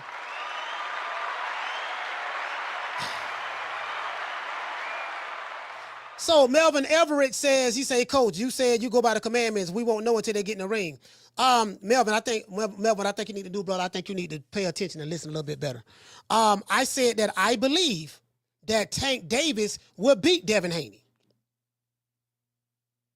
Hold on. This is too easy to break down. Listening is fundamental. Caller, hold on. I said I believe that Devin Haney would beat that Tank Davis would beat Devin Haney. I said I think Devin Haney is a good boxer, but I think Devin Haney, Tank Davis is the better boxer. And the way I'm visualizing, I think it'll go like this. Now, I didn't say that they don't need to fight because I automatically believe and think that Tank will beat them. They still need to fight each other. The only way we are going to know who the best is, they got to fight each other. Now, if I would have said, yeah, man, we already know who the best is, Tank, so Tank don't need to fight Devin Haney, then you could say, I go by the commandments. But what I said was not in violation of the commandments. Take the time out to listen, brother. That's all I got to tell you. Caller, what's the name of the caller from? It's Curtis from Long Beach. Curtis, talk to me. Man, it's like I've been saying for years now, man. Tank just don't want to fight that dude, man. Like, I don't think there's no amount of money that's gonna make Tank get in the ring with Dev, and I think that shit stemmed from that being Floyd's guy from when they was at the Mayweather gym together. That was Floyd and them picked. They said Dev was the future. Tank wasn't Floyd's guy. So I think Tank still got a chip on his shoulder from that shit, and on sparring sessions, it didn't go like people were saying in the beginning. And I think he just got a chip on his shoulder. It's something about Dev, so he don't want to lose to that dude. He don't even want to risk losing to him. I'm used to dudes having chips on their shoulders and taking it out on the opponent. Yeah, but that dude emotional, man. You see how he act, man. Like when Terrence said, one small thing, man, you go to talking about the man wife and bringing up his kids and talking about the man ain't chasing greatness. Like you talking about people who ain't even got nothing to do with the situation. Like what did Terrence's wife have to do with that? Nothing. He emotional, man. Like that dude, you can't say nothing to him or about him. And he's not the only one that's emotional. His team is emotional. Like they all act like women. You know what I mean? You bring up Keyshawn Davis. Keyshawn got to fight Andy Cruz. They play security guard and bodyguard and put all these obstacles in the way. I never heard them say, man, just put that motherfucker in the ring and let's see what it do. No, they definitely doing that. Listen, they definitely doing that. Taking Maniacs ain't going to feel that way, but they definitely doing that. They on some shit. They immediately go to putting up roadblocks. Deflecting and all that, yeah. Yeah, like that Dev fight, he could have made history. He could have been undisputed. You didn't have to worry about him coming in overweight because he had the IBF belt, so he can't go past 145. You know what I mean? So that just told me you didn't want to fight that dude, bro. Like, and then you get a $20 million guarantee. Like that's $20 million out the gate. That's not even back in and all that. That's your purse. You're Yeah, biggest but first on record, and you don't but want to see, fight. I think the issue with me is I don't, because I'm hearing Devin Haney fans online saying that Tank ducked Devin Haney and because he's scared of Dev, and I don't think that Tank Davis is scared of Devin Haney. Like I don't think that. You know, Yeah, I don't think that. Say Now he may be ducking him or avoiding him for other reasons, but I don't think he's scared of no Devin Haney, dog. Like there's nothing that tells me there's nothing scary about Devin Haney. I'm just saying, to me, based on what I see stylistically, the way he fight, there's nothing scary. There's nothing scary about Devin Haney like that. You know, he's not gonna knock you out. You know, he doesn't have game changing punching power. None of that. You get what I'm saying? Now you may not like him stylistically, but you know, again, I still want to see the fight. But Devin Haney's moved up the welterweight, so that fight never happened. But I'm just saying, for me, I just disagree with he's afraid of him. I don't see that at all. It's hard to say that he's not afraid of him because, you know, you get offered all that money and then everybody's picking you to knock him out. And then there's no, like, you don't have none of these problems when you make the Roach fights, the Pitbull Cruz fights, the Frank Martin fights. Like, you don't have no issues negotiating with motherfuckers like that. But every time it's a threat, there's an issue. Ryan Garcia had to accept a bunch of shit for you to jump in the ring with him. Yeah. That's my only problem with him. Yeah. You know what I mean? When this dude I think he lacked confidence. I think he lacks confidence. That could be it. Maybe some people could look at that as fear. You know, I don't know, but again, that's just how I'm looking at it. But I could be totally wrong. Maybe he might be afraid of Devin Haney. I don't know. It just in my mind, it's like, it's hard. But you look at Tank style. You look at Tank style. He give away like Bernie said this morning. Hell yeah, we want to fight this motherfucker. He gonna give away the first 7 rounds. You know, we gonna beat him. He said, hell yeah, we throw Keyshawn in there with him right now. He can't give away a lot of rounds, and we gonna beat him. Put him in there, and I think that's what Tank's looking at. Like he said, I gotta knock him out to win. You know what I mean? Like he don't believe he can knock Dev out. Yeah, I don't think he can believe. He probably don't believe that, because for him to say if it go 12 rounds. You know, they gonna give it to him, which there's nothing on the Turki Alalshikh's card that ever showed me that. So, he probably doesn't feel confident. He doesn't feel confident that he'll knock him out. For him to say that, you know what, y'all might have a point. Now that I'm thinking about it, because in my mind, I'm like, I don't want to think he's scared of no Devin Haney, but that's just the way I'm looking at it. But there's a reason why he said what he said. You know, so. All right, but I got another call. Again, get that money. All right, man. All right, salute, fam. Yeah, there's a reason why he said what he said. Hold on. Caller, hold on. Like, y'all remember when I tell y'all about this all the time. My main man, James Lights Out Tony. James Lights Out Tony fought Michael Nunn in his own backyard, in his hometown. This was his first shot at the title. I want to say this was 1991. It was for the IBF strap. And James Toney got paid like $66,000 or something of that sort, right? Between $60,000 and $70,000. And James Toney knew if it go 12 rounds, I'm going to lose because they're going to give it to him. James Toney was like, man, okay, I don't care nothing about that. I'm going to go, listen, it ain't going to go 12 rounds. James Toney say it ain't gonna go 12 rounds. Yeah, I'll fight him. I'll fight him in his own backyard, in front of his judge, in front of the family, all that there. Guess what? It ain't gonna go 12. Lights Out was so confident in himself that he went over there and he stopped him. Some fighters don't have that confidence. Carla, what's your name? You called from? Sugar the Bear, coach. What's up with it? Sugar the Bear, Little Rock. Talk to me. Hey, man, first things first. Hey, man, did you say you got kicked out the Muslims, man, for laughing too much? No, I didn't say that. I didn't say I got kicked out. No, I know. I'm just messing with you. You said that you were laughing, so they were all straight facing. You were laughing all the time. Yes, I used to laugh. Yeah, I used to laugh a lot. Yeah. You got good personality, man. People can't deal with it sometimes. Hey, check it out though. That little nigga Tank, man, he's scared as hell, bro. He is.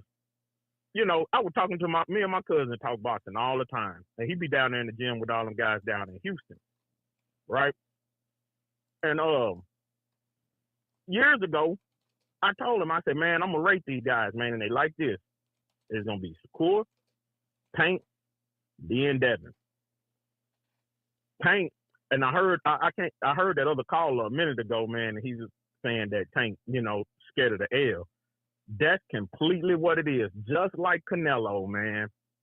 Canelo was scared to get that L, man, fighting David Benavidez. He took the L with Bivol, but he had all confidence in the world that he was gonna win that fight. Yeah, they did. I remember when they made that fight. I was like, man, I don't know what the hell Ada Reynoso saw in Dimitri Bivol, like, because I've been following Dimitri Bivol's career when he used to fight on HBO on Sergey Kovalev's undercard. Yeah. And so Canelo thought he was gonna win that fight, man, but Bivol wasn't going. But man, them fighters, man, when they get up there, a lot of them times, man, they be talking about, man, I'll fight anybody, man. I ain't scared. You can put my mom in the ring and I'm gonna fight her too. When they be talking all that mess, man, a lot of them fighters, man, they be scared. They be scared of that L, man. They don't have the confidence in themselves that they spit out their mouth. They heart really don't have that, man. They heart and take it. I'm a nigga from the streets, man. I done had to use these hands too many times in these streets. Won some, lost some. But I'm gonna tell you, you can smell that fear, bro. I knew it. Like back in the days, man, if a nigga was scared, man, I hurry up and slap him because I could smell it. Could see he was scared. That nigga Tank scared of Devin Haney. He's not that Devin Haney whoop him and knock him out or nothing like that. He's scared to take that L, man. If Devin could stay away from him, man, and take it 12 rounds, he's scared that Devin will outbox him, bro, and take that L. He really is scared. All right. Well, shout out to Sugar the Bell, Little Rock, Arkansas. Salute, fam.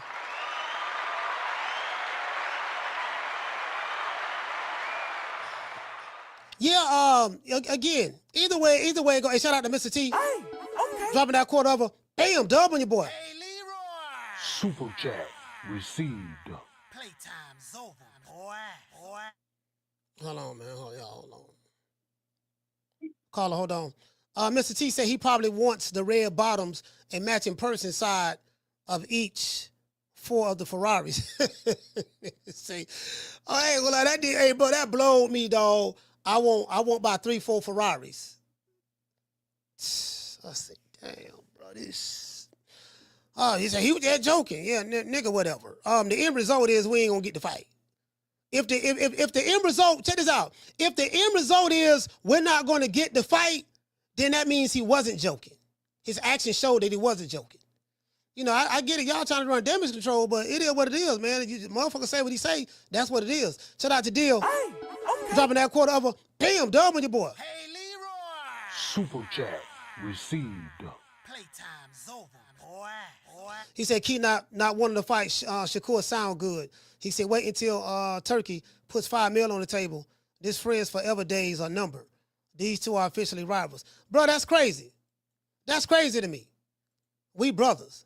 Yeah, man, we brothers, man. Listen, hell, I fought with my brothers all the time growing up. You dig? Down from the bar, there's a platform stage. People pimping, sharp as razor blades. Caller, what's your name? You calling from? Hey, Coach, what up, man? It's Mike out of Bridgeport. Mike out of Bridgeport, talk to me.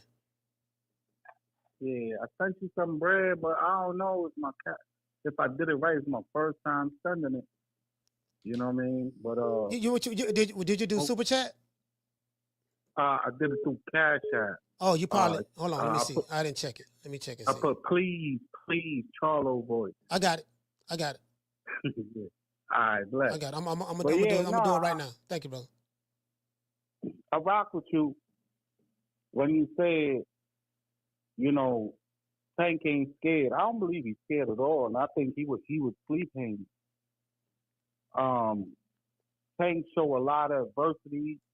He show a lot of discipline, and one thing for a fact, he follow a game plan under pressure. However, I just believe that he don't know how to. When it comes to contract and finance, he's not that dude.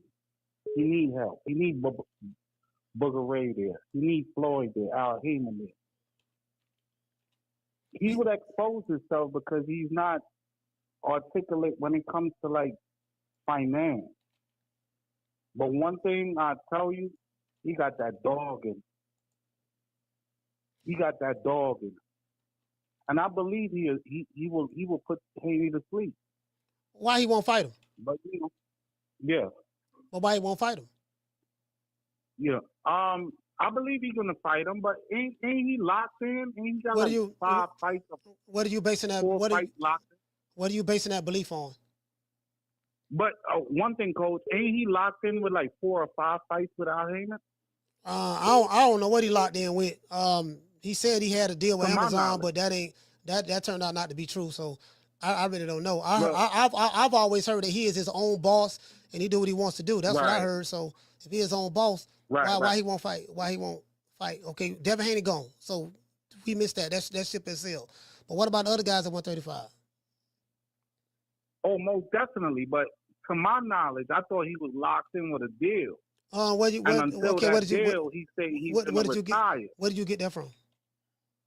Well, I got that from when he did that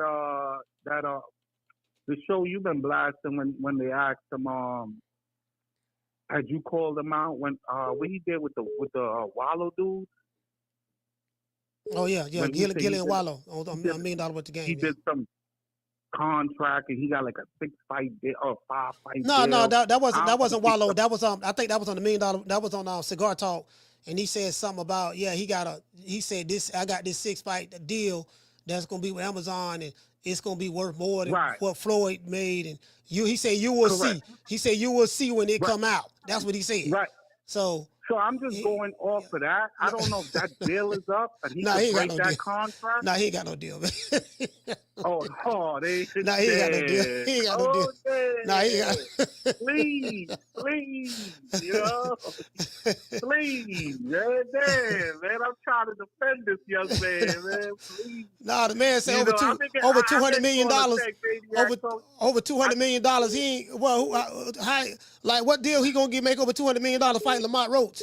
And that ain't happening for him. And Martin and what's the man's name? Martin. He just knocked out.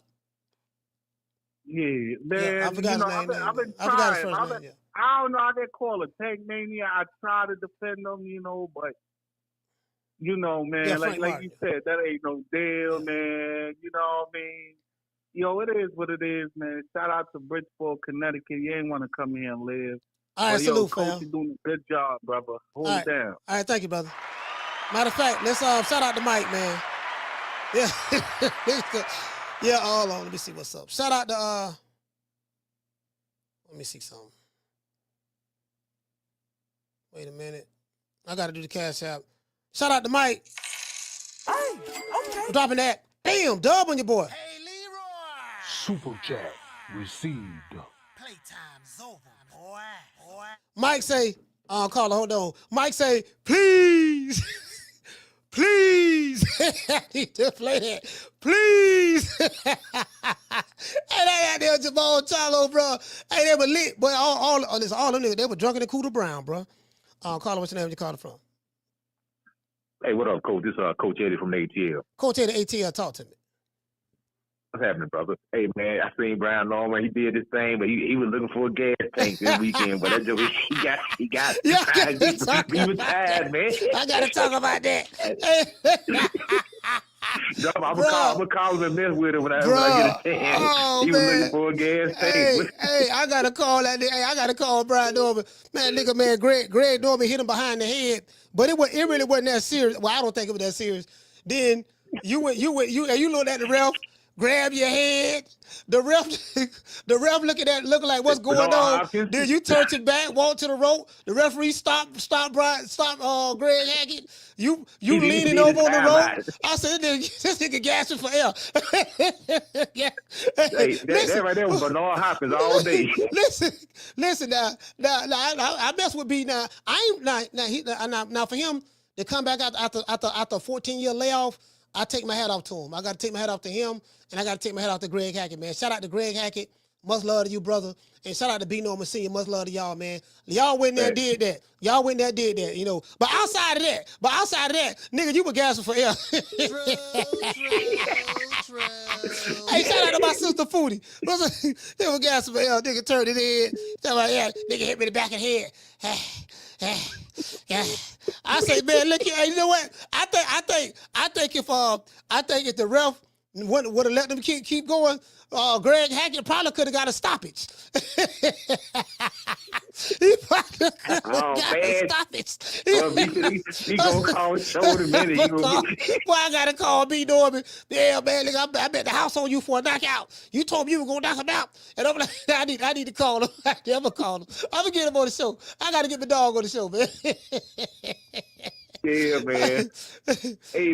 Hey, but Coach, on real talk, though, I think, like I said, you never know who's going to give you trouble, man, because it was a guy by the name of Reddy Johnson, you know. He gave James Toney fits, man.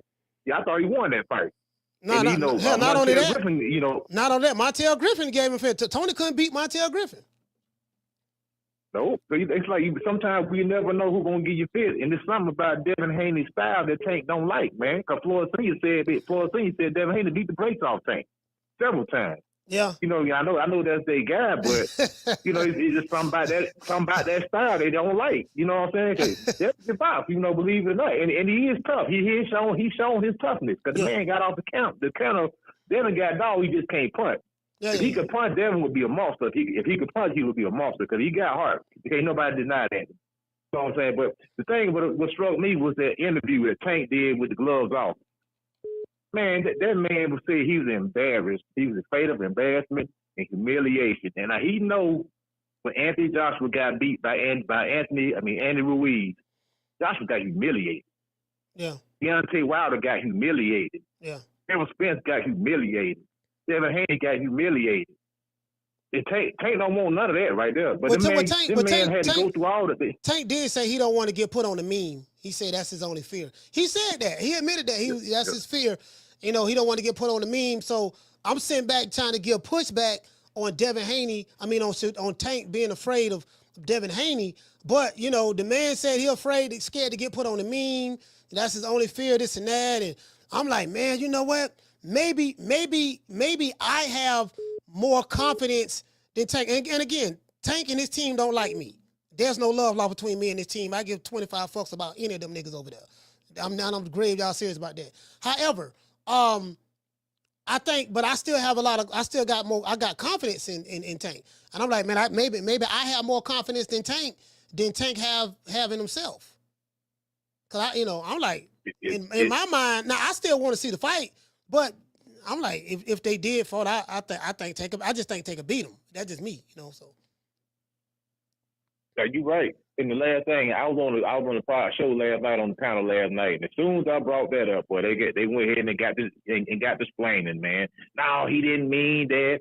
They ain't what he meant. Y'all putting words in his mouth and all this stuff. I said, man, the man said it. I didn't say it. He said it. What you jumping on me for? That's what taking me there. Yeah, I ain't taking stuff up. They go to twisting the man word. No, that ain't what he said, man. I'm like, dude, that's literally what he said. The man literally said that he was afraid of getting put on the meme. And, no, but he didn't really mean it like that. How he meant it was, sir, look, I don't need your interpretation of how I meant it. I have my own ears, my own level of understanding. And guess what? My understanding is I understand my comprehension skills very well. That's what the man said. And the Tankamaniacs, they because I guess it hurt their ego that he said that he's telling the truth. And to them, it's like, well, no, what we got to do now, we got to go out there. And that's what it is, fam. You dealing with them Tankamaniacs. Yeah, but that's my call, Coach, man. Keep rocking, man. All right, salute, fam. Hey, shout out to Coach Eddie. Yeah, them Tankamaniacs, boy. I'm talking about the men. I'm talking about the men. When I say Tankamaniacs, I'm talking about some of these dudes like on groupie shit. Like I showed y'all about Sashigo. He wrote Tank a love letter, and then She Block got Tank name tattooed on his hand. I'm talking about when that's a certified male groupie. Right there. Like this what's going on. The man did an interview, this what he said. So people can interpret that how they want to interpret it. Carla, what's your name? Where you calling from? Hi, this is John Martinez from Boise in Idaho. Oh, John Martinez? I'm calling. Yep. John, what's going on, brother? Well, I just wanted to comment on two things. First and foremost, I think in a way Tank is kind of ducking Devin Haney or pretty much any fighter who is worth a damn, because, and what I'm about to say is not gonna please a lot of people, but I don't care. I've been a fan for over 40 years. Tank, we know he is good, but we'll never know how good he can truly be unless he actually takes on a challenge, like, say, Shakur Stevenson, for example.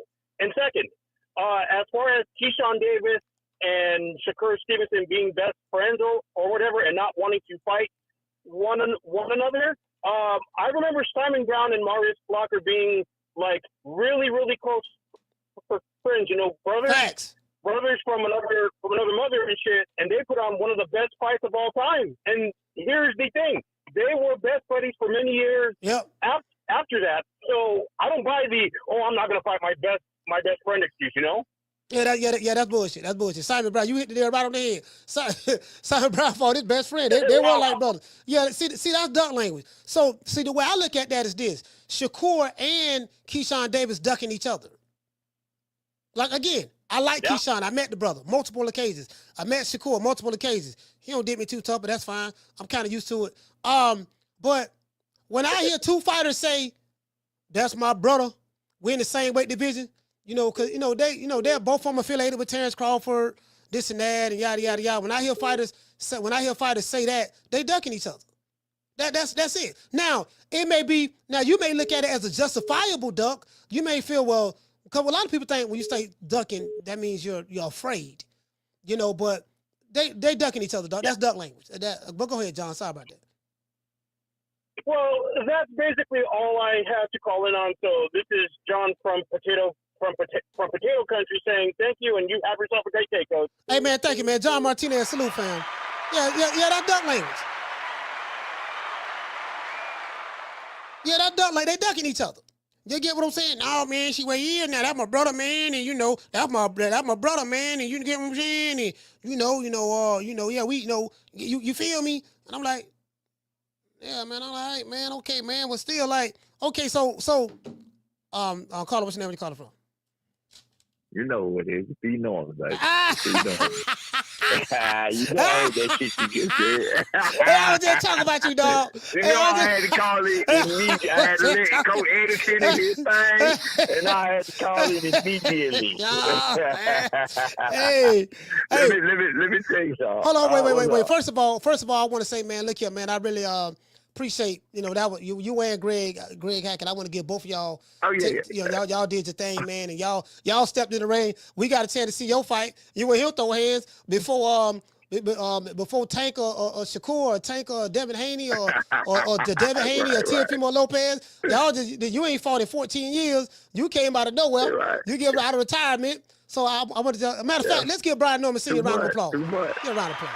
Yeah. Appreciate it. Hey, let me tell you something, bro. Let me tell you something. I was not gassing for Al. I was not. That's not my form of breathing hard. Uh-huh. If you heard me say anything, I said I'm going to try to do everything correctly. That's what I said I was going to do, right? I thought which I could not do, but I said I was going to try to do this and do that. I was working my way through this whole motherfucking situation, talking to God the whole goddamn time. Trust me. I was not gassing. I never gassed. I was never tired. My legs I was fine. I was fine the whole time. What it was I didn't want to reach the end of my first win because I was afraid that not to go to my second win. You get what I'm saying? Mm. If you're an athlete, if you've been in that ring, there's a second win you get. You get in there, you working like you might see a fire tired, he come back to life. But those are young fighters. I am not a motherfucking young fighter. Yeah, that's true. You feel what I'm saying? I was afraid of even in the back. B even told me after he said he was worried about it. In the back when I was padding and shit. Oh, you was scared. No, you was scared. Yeah, B said he was worried about me because I kept stopping him on the pad because I didn't want to reach the end of I didn't want to reach my win. You start that first little huffing and puffing and shit. Yeah. I didn't want to reach that. I was not. So I promise you I wasn't gas, but I promise you I wasn't. I was not. That is not me gasping. That's what ass got there. I didn't even see Greg gasp out. We was tired, but I was definitely not. I was nowhere near about to fucking pass out, fall out. When you were tired, man. Look like you were tired, man. I saw you over the punch between I was tired. I was tired. Yes, definitely I was tired, but I wasn't gasping. I wasn't where I couldn't throw no punches. Yeah. I wasn't where I couldn't throw no correct punch. I wasn't where I could do none of that shit. I was good. I was really good. I was you threw the punches correct. That is true. You did do that. Yeah, I was straight. That's what I'm telling you. I was straight the whole time. You didn't see me fall. I didn't fall all over myself. I didn't do none of that shit. But what it was, like I said on the Boxing Boys this morning, what it was you got to think about it this way. I'm the fighters that I'm fighting. It kind of goes into what I said about how the fight was going to be. I said either he was going to run or he was going to smother me. That's what I said, right? But smartly, what he did was he stayed all the way outside. He stayed all the way outside when I was jabbing and shit. Then what he would do, he would use his size, which is a little shorter. Yeah. He would use his size, which is a little shorter, slip a punch or two, try to get some while coming in, and then body me up. There was no mid-range work. Yeah. There was no mid-range work. There was no even the push on the rope. The ropes was very flimsy. That's why when he tried to put that wasn't on purpose either. I heard Ness say that shit this morning. I forgot to address that. Yeah. That was not the case. Hey. I tried to push him away from me. Huh? Man, look here, man. I'm gonna talk to you. I'm gonna talk to you off air, but look here, man. You can say you. I ain't ashamed of shit though. No. This ain't about you. No, you did good. You and Greg did good. Okay. Y'all fine. Y'all did good. Yeah. But y'all in the ring. I saw you in there. I said, okay. After 14 years, when he hit you in the back of the head, and then you turned around and took the break. I said, oh man, I hope, man, you know what I was thinking, right? You know what I was thinking? I say, man, I hope the man Vertigo don't kick in, man. He don't hit him in the back of the head. No. Yeah, that's what I thought. That's what I'm telling me, talking to God the whole time. Hey, I was telling God the whole time, slowly, peacefully, hold me together. Yeah. Yeah. That's what I kept. That's why I was so slow, methodical, that's what I kept saying the whole time. Okay, Lord, hold me together, hold me. Cause what he'll do, like the overhand he'll throw. Yeah, he kept throwing that overhand. He'll dip to the left. He would dip to the left. He was missing it though, but he'll dip to the left and then drop it. No. Even if you see the ones I blocked. Did you see the ones I blocked? Yeah. I saw the whole fight. But listen. So the one. Go ahead. I gotta tell you this though. Each punch, each overhand that I blocked hit me in the back of the head. Because it still came down and hit me in the back of the head. You see what I'm saying? Each overhand that I blocked hit me in the back of the head. I promise you it did. But go ahead. What you saying? So anyway, he looked like, he was moving around. It looked like his game plan was to get you in the second half of the fight so you can get tired. Because I heard his corner saying he tired. I heard his corner saying that. Now, again, I was looking at the stream through the BLK Prime app. I'm gonna say this: had I known that you were showing the fight, you were streaming the fight on your channel, if I'm not mistaken, and I think Greg was too. Had I known y'all was streaming the fight, I would have just been watching y'all live, watching y'all stream. Your stream was better than what was coming through BLK Prime. Yeah. Well, I mean, I got to say this, man. I apologize for, he was supposed to refund everybody their money, so I think he is going to refund everybody their money for that for buying that ain't on you. That ain't your fault. No, I know, but I'm the one that put it out there, man. You know, motherfuckers don't care about that. I had damn near regret when I came back and, oh man, y'all scammed us. I promise. No, you know why? I'm gonna tell you why though. Because it said the fight was gonna start at 8:00, and the screen was black for like 45 minutes. Pushing it back. The screen was black. Everybody was saying people thought they got scammed, and then when it did come on, you couldn't hear no volume for like maybe 10, 15 minutes. You get what I'm saying? But that ain't your fault. I defend you on that wholeheartedly. That ain't your fault, bro. Yeah, it was what it was his BLK Prime is based out of California. Yeah. BLK Prime is based out of California. I can't remember how it was with the Terrence Crawford situation, but BLK Prime was based out of California. Their cameras and all their shit is in California. He came here and used the local production team, and they're supposed to patch the feed into California shit. the one here couldn't get his shit together. Oh. And that's really what happened. So he was working with an outside team. Devin was here. He came. He showed up. You supposed to be here, coach. Yeah. I know. Yeah, but something came up with my son.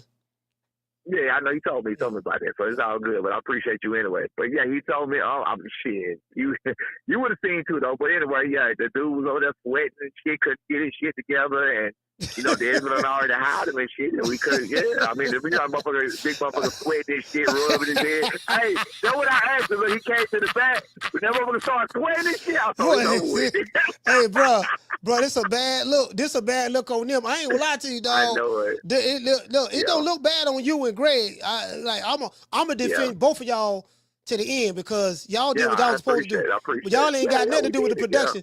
I was like, man, this shit, look, man, come on, man. What kind of shit this is? See, this, bro, people mad. I was looking at the comments that when I did go on your Instagram, they going off on you. They like, man, this shit. Yeah, that's what I'm telling you. Because y'all the face of it. No, do you want to know why? Right. Y'all the face. Yeah. Y'all the face of it. Y'all the fighters. They don't see don't see the promoter. They don't see Yaya. They don't see Dez. Right. They see you and you and Greg. Yeah, so they gonna cuss the motherfuckers out who told the body shit.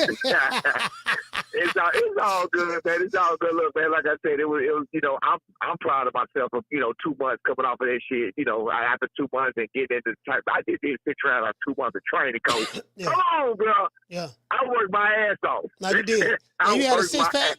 You had a 6-pack and everything, man. I was happy to see. I worked my ass off. Yeah.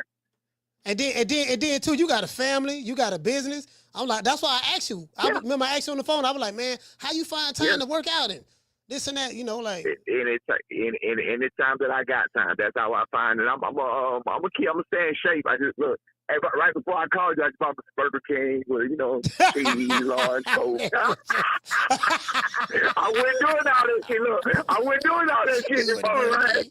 Nigga with the Burger King. And then went to the Burger King line, got me a goddamn number one. You know what I'm saying? No tomato, no onion, large. Should have had bacon on that motherfucker just for the hell of it. You feel me? Hey. But yeah, what I'm going to do is I'm going to try to stay half-ass in shape, though. Hey, listen, let me ask you this. I know y'all had y'all fight this weekend. Your son fights when? March the what? March 29th. March 29th. Okay. I can't wait till we get closer to that fight so I can. Where it's gonna be at? Do you know where the fight gonna be at? Vegas. In Vegas. Okay, cool. I need to get in contact. I need to get in contact with them boys over there top right. I need to get in contact with Carl Moretti, and cause I wanted to see can I get credentials for that. I love going to Vegas. I love Vegas. Yeah, that's all good. I love Vegas. I love Vegas, brother. Can I address somebody? Can I address somebody that I seen back when this shit first came out, when this shit first started? Somebody I got to address. I've never seen her in the comments before. She may be a regular. I know all the regulars. Shout out to John Parham, Superman, all y'all in the comments. What's up? I see y'all all the time. What's up, all y'all? G5, all y'all. I won't leave nobody out, but shout out to all y'all, man. I appreciate y'all. I appreciate the love, everything. Shout out to all y'all. Anyway, it's a girl named Erica Crawford. I've never seen her before. Yeah, she be in the chat sometime. I've never seen her name. This motherfucker came in there and said, and it took everything in me not to say that, because I don't really disrespect ladies like that. This motherfucker came in there and said, Norman Senior look old as fuck or old as something. I was like, what? That was just when they announced the fight. That was the initial when they announced the fight. She was there when she was at the fight? Or she was? No. In the chat. I'm telling you on your chat. Yeah, in your chat. This was back probably in December, early December. She put in the chat, I look old as fuck, old as something. Old as hell, pretty much. Yeah. There's nothing. I guarantee, and everything give me one say, I guarantee I look better than her man. You feel what I'm saying? Everything in me want to go off on this lady. You feel what I'm saying? I don't know who she is, how she is, but hey, I ain't no motherfucking slugs around here. Don't let the goddamn smooth taste fool you. Don't let the goddamn lack of haircuts and everything else. Baby, I'm goddamn G5 all the way out. You understand me? Bro, you been holding on to that? You been holding on to that since December? Yes. Her name, I screenshotted her motherfucking name. I screenshotted her fucking name, so I'm gonna get her. I'm gonna get her for that shit. You were spiteful. I'm gonna get her for that shit. You were spiteful. Man, you been holding on to that all this time, bro. Yo, you motherfucker right gonna tell me I look old as hell. Fuck, I look like I ain't never heard that. I've never heard that. I've never heard nobody tell me I look old. Like if anybody, come on, bro. What she was supposed to say? You a tenderoni? You don't just come out and say you look old as shit. Just say fucking something. You ain't got to say I look old as shit. You feel what I'm saying? I don't look old as shit. I ain't tell you. We ain't got to talk about looks at all. You ain't got to tell me I look old as shit. Like, come on, bro. Of all things to say that nobody else say, that nobody else say I look young, old, or they're wrong. You feel what I'm saying? Yeah, like she said so bad. Yeah, I was mad. I've been mad as hell about that shit the whole goddamn. I promise you, I've been mad the whole time about that. Did you use that as motivation for the victory this past Saturday night? Hell no, not for hell no. Hold on. What I used for motivation was about my motivation that kept me going. I was not nervous. I was not nothing. I was just like I am right now. I was this way the whole time. What extra motivated me was, first of all, you remember all the pressure I put on myself. Well, people say, which I did. The pressure I put on my son, and it really was just giving my opinion. I wasn't talking shit. I didn't talk shit about my son. I gave my opinion on what I thought would happen and what this, what that. So everybody felt like I put a lot of pressure on him. You know what I'm saying? Okay, cool. We can say that. You know what I'm saying? If that's my expectation. Yeah, that's my expectation. So that's what kept me going. That's really what kept me going. I ain't had no motherfucking choice. I ain't had no choice. Like, nah, fuck that nigga. We finna get this work. We finna, no matter what, we finna work this shit out. You know what I'm saying? Yeah, because you talking all that shit, dog. Let me tell you something. Oh, you gonna get it. Yeah. You gonna get it. You talking all that shit. Right. Look, if he, boy, listen, they got the picture up here on Boss Rec. I ain't gonna lie, you ain't looking kind of old on this picture though. That's what I want you to get mad. I want you to get mad. I want you to get mad at me this morning. Yeah. Nah, I know. I look old as fuck. Well, I look like a homeless motherfucker. I look like I'm the motherfucker who's my outside. I know. I say, what the fuck? That was the worst. That was right before I got a haircut. That was right before I took my, man, that shit was all bad. I text Matt, the commissioner, this morning and said, bro, can we goddamn send them up with another picture? Like, bro, come on, man. You can't do me like that. That's so sad, dog. I was in training camp, nigga. I was in this picture looking all fucked up. Bro, I can't even front, man. Hey, boy, you looking like Hobo Sam right here. Nigga, I look all fuck. I look the worst. Yeah, man. So I'm gonna get that changed though. I'm gonna get that shit changed. I'm gonna get that changed. So I'm gonna take care of that shit. I texted this morning, motherfucker never texted back, but now we finna work something out. I would go down. Now we finna get that shit changed. We ain't finna let that shit. Yeah, but you shouldn't have took the picture. You shouldn't have took the picture before you got a haircut. You should have said, look, that was it wasn't for Box Red. That was my federal ID picture.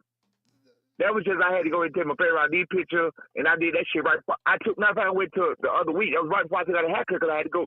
That was the week I went to February the 6th is when I took that picture because I had to go to the father-daughter dance on the 7th. So I said, well, fuck it. I'll just go get a haircut today. You know, I got a haircut right after that. You feel what I'm saying? So I took that shit, then went and got a haircut, and these motherfuckers. But anyway, I'm going to get that shit straight now. I ain't worried about that shit. I ain't gonna lie. On this picture, I kind of feel sorry for you. Yeah, I look like a motherfucker. Yeah, if I look like I'm gonna mug somebody. Hey, or I look like I need to have a change. Come hold them over. Hey, give me some money. We work for food. Hey, you out there with a sign? We'll work for food. I'm like, man, damn, dog. God damn, right. I look fucked up on that bitch. God damn. You gonna have people going off on Norman Jr. like, man, why you ain't taking care of your daddy, man? Why you got your daddy looking like that, man? Man, goddamn, Junior, man, come on, man, take care of your daddy, man. Don't have him go. You get what I'm saying? It kind of like you being mistreated or something, man. Like, yeah, you make a nigga want to pull up. Like, you pull up, man. Who doing this to my dog, man? Yeah. Yeah, man. Hell no. But look, but that's what I'm saying. Back to that, what I was saying. There was no quit. There was no. You know, I told my bicep. There was no stopping me. I saw that video. Which round you tore your bicep? My bicep fucked up. Nobody said fucked up. Damn, dog, You that's feel what I'm saying? that Oh, old my age God. kicking in, dog. You get mad at Erica Man, Crawford. She how the fuck? that old age kicking Coach, in. I'm gonna tell you off camera what happened because I got to go. You know, because insurance purposes. You know, Yeah, you understand. insurance purposes. Yeah, right. So anyway, you feel what I'm saying, Coach? Bruh, man, I couldn't do this. Couldn't do that. Just go home and pray about it. Like I said, God got me through it. I was straight. I did what I had to do, and I said, shit, no matter what, it was niggas in the comments talking about, watch Norman pull out because of injury. I'm like, this ain't just about a bitch. I said, that's not going to happen. I said, that's not going to happen. I will not pull out. I will not stop, and I did everything I could, bro. I did everything I motherfucking could. Yeah, man. When I got in the fight. It ain't like you was never no killer. You was. Nah, but at the same time, hold on. No, right. I wasn't in there with no motherfucking killer. No, I wasn't in there with no killer, but at the same motherfucking time, it's just the reason that y'all give me. You ain't been in there. Okay, well, goddamn. Yeah, you ain't been in give me there that. Look at what I did after not being in there for so long. 14 years, yeah. You feel what I'm saying? That's why I take my head off. I take my head off to you. Motherfucking years. I take my head off to you for that, I appreciate it. 14 years, and I got in there to get in that kind of shape, get chiseled up. I wasn't chiseled up like that 2 months ago. Yeah. I was not chiseled up like that 2 months ago. You know what I'm saying? So I did, but hey, look, and this is what I was trying to tell people. I know how to get ready for that type of fight. Yeah. So in those 2 months, I used every bit of what I had to get ready for that type of fight, and you see what I got from it. You feel what I'm saying? I know what the fuck I'm doing, and that's kind of what the shit I was saying. I know exactly what I'm doing. I know what to do. That's okay, let me ask you this. But, you know, will y'all have a rematch in Philly? Hell no, I'm not going to Philly for shit. No. Nah, you don't understand. My inbox is damn near death threat. You gotta look.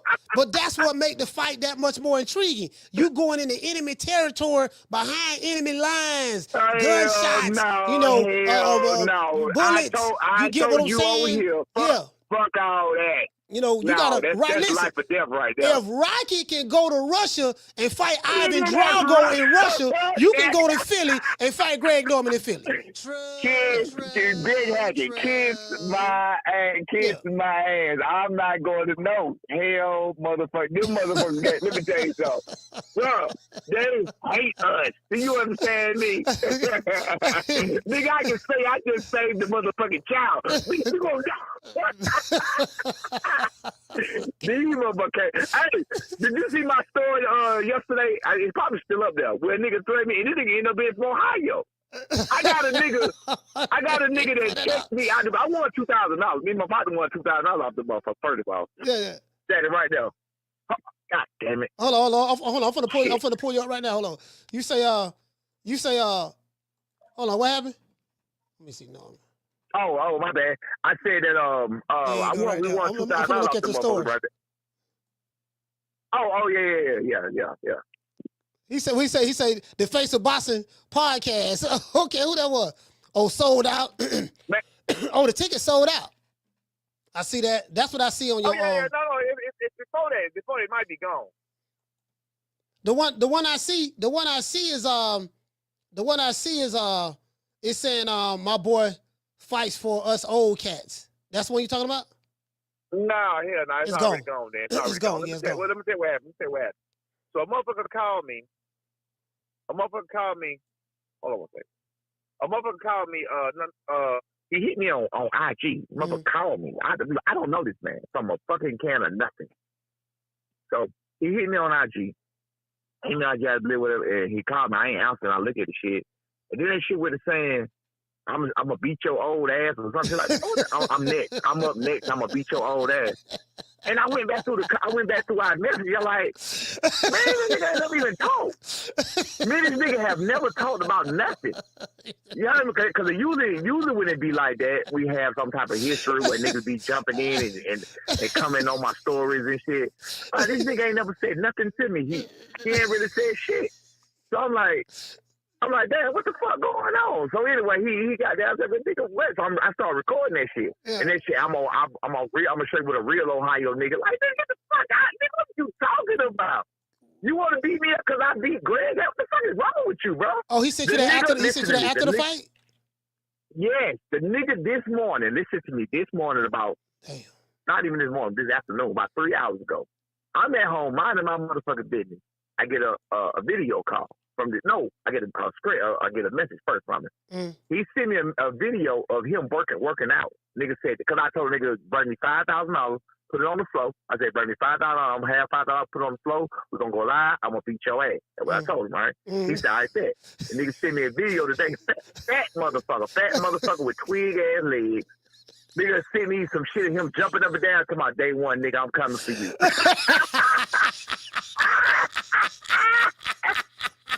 Nigga name, hold on. You go to the nigga. I'm gonna get the nigga name. Go pull this nigga up. Hold on. He said the man got twig legs.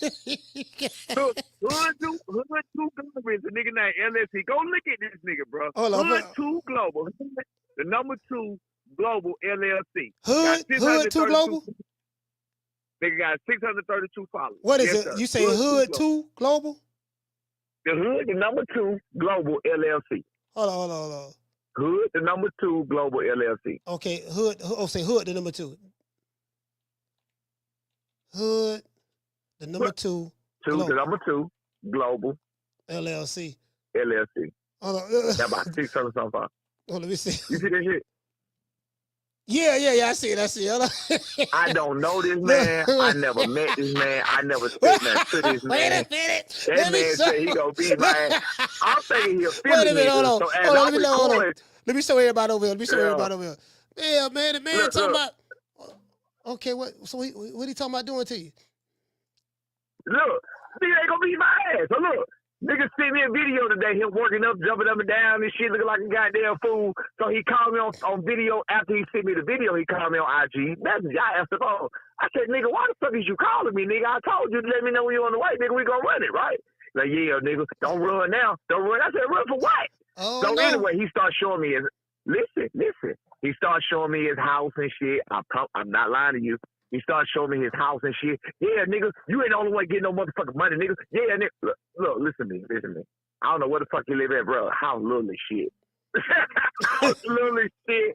I'm like, you gotta be shit. I'm like, Dad, you gotta be shitting me, bro. Like, come on, man. So, of course, I show out on him again a little bit like I'm known to do. So I show out on him a little bit with him. And then when I do that, he hang up. When I do that part, he hang up, right?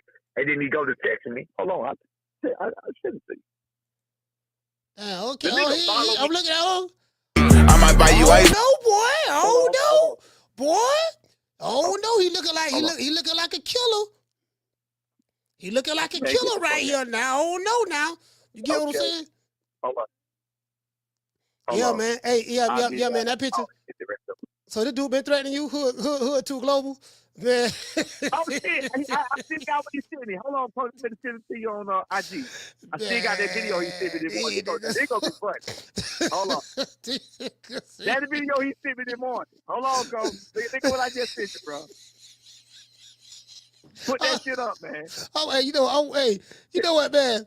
Hey, welcome to the club. I done been threatened a whole lot of times, so welcome to the club. You ain't doing that right. If they ain't threatening, you ain't doing it right. Oh, this nigga right here? Look at what I just did. Look at what I just did. Hold on. 2, 3, 4, 5, 6, 7, 8, 9, 10. Oh, he working out. Okay. Oh no, boy, that's some superior training right there. 8, 9, 10. Okay. 2, 3, 4, 5, 6, 7. God damn, okay, damn, you got niggas sending you workout videos, okay? Shit, all right. Man, niggas, they on my neck, man. They on my neck.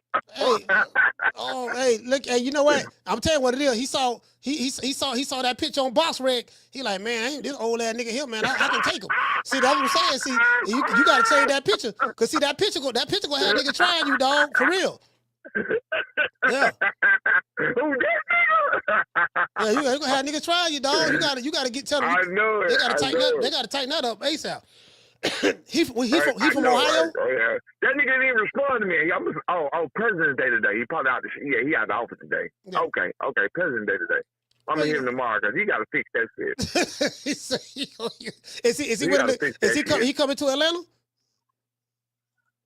Yeah, I told the niggas come to Atlanta, put $5 on my floor, pay my $5 and shit. It is what it is. Yeah, you'll whoop him. Yeah, He big fat ass nigga. He big fat ass nigga. Now he called his nigga Fable. Goddamn, that nigga Fable so motherfucking big. He fat as shit. You ain't got trained. You ain't really got trained from him. You ain't got trained from him. Not at all, nigga. I'm gonna move around just a little bit. So that's gonna be. Nah, this gonna be this gonna be in the gym in the ring. No. You gonna be a sparring. There's gonna be a sparring. We gonna go. I don't know what this nigga do. Didn't you hear when I said I don't know this man from a can of paint?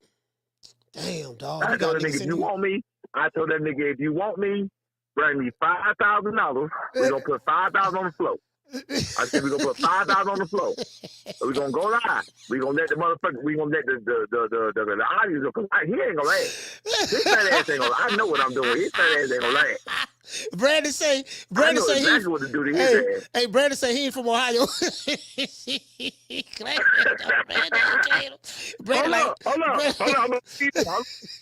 Hold on, do what I did yesterday. Hold on, do what I put yesterday. Hold on, I'm gonna send it to you. Hold on. No, she say he do dress like an Ohio dude.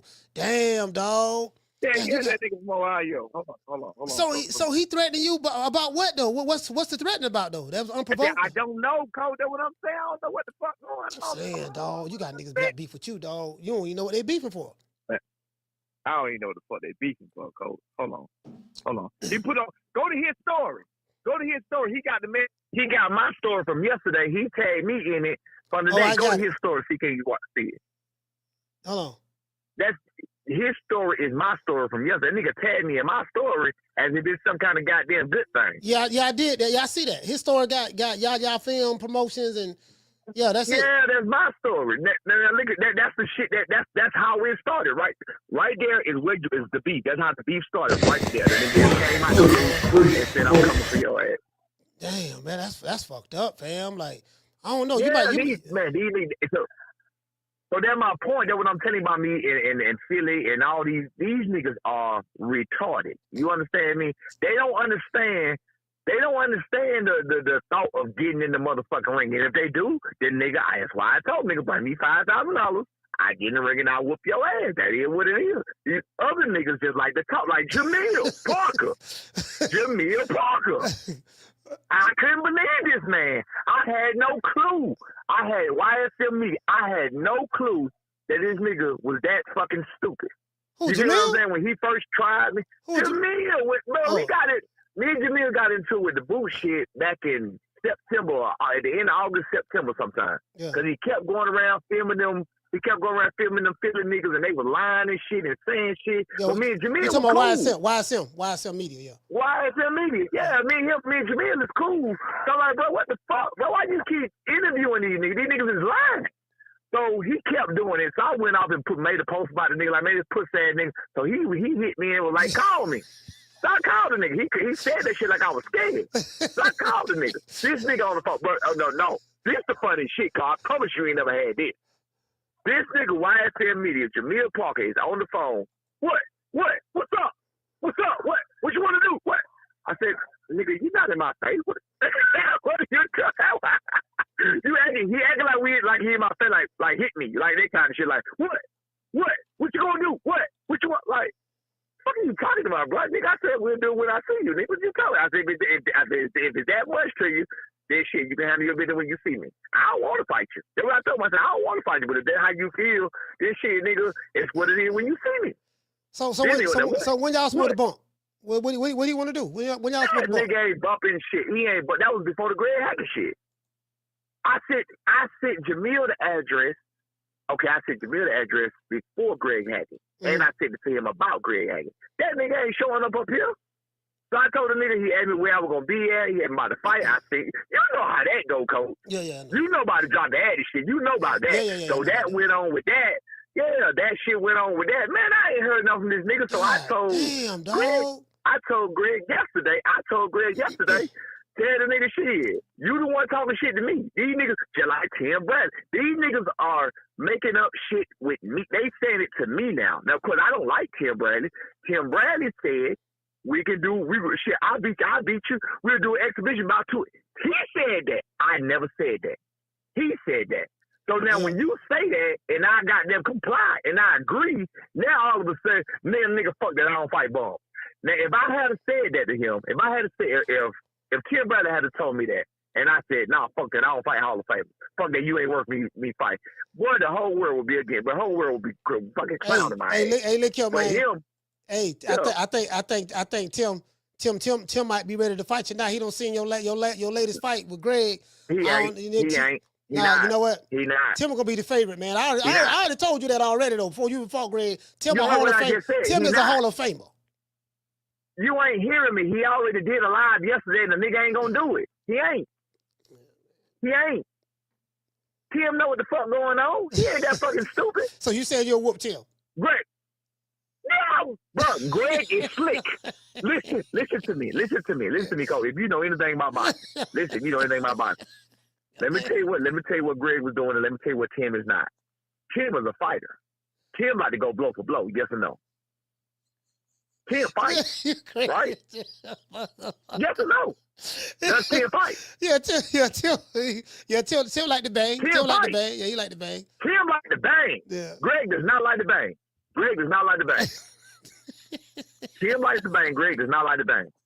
Tim ain't in the fight. Tim ain't no huggy bear. So Tim ain't there. He don't know how to hug. He don't know what I do what Greg did. Greg was all the way out. Then he jumped all the way in and he was biting his body. That's what Greg did. I couldn't.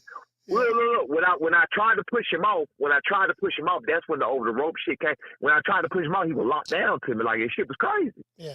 But anyway, it is what it is. I mean, I don't hold that against him. I mean, it's a smart little tactic. You know, a smart tactic to get through it, do what he had to do. He did wear me down a little bit because he is kind of heavy and motherfucker falling and leaning over and shit. That's cool.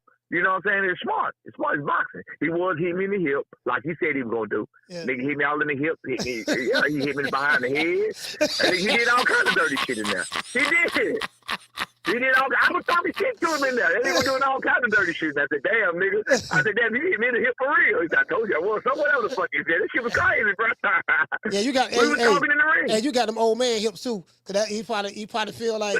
I'm just saying. No, I'm telling you, like all Greg was saying was this nigga old. That's what he was saying. So yeah, so he gonna be aching and this and that and yada yada yada.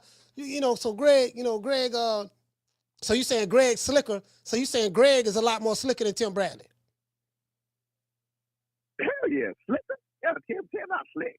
Tim is a fighter. Hey, so you gotta put come on that. I'm on BoxRec. They haven't even updated y'all record.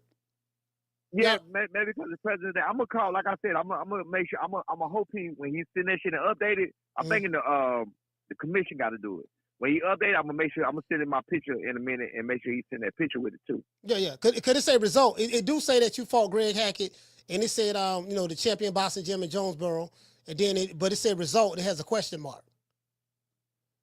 Right. It's all good. Yeah. So you supposed to be 18. You supposed to be 18 and 11 right now.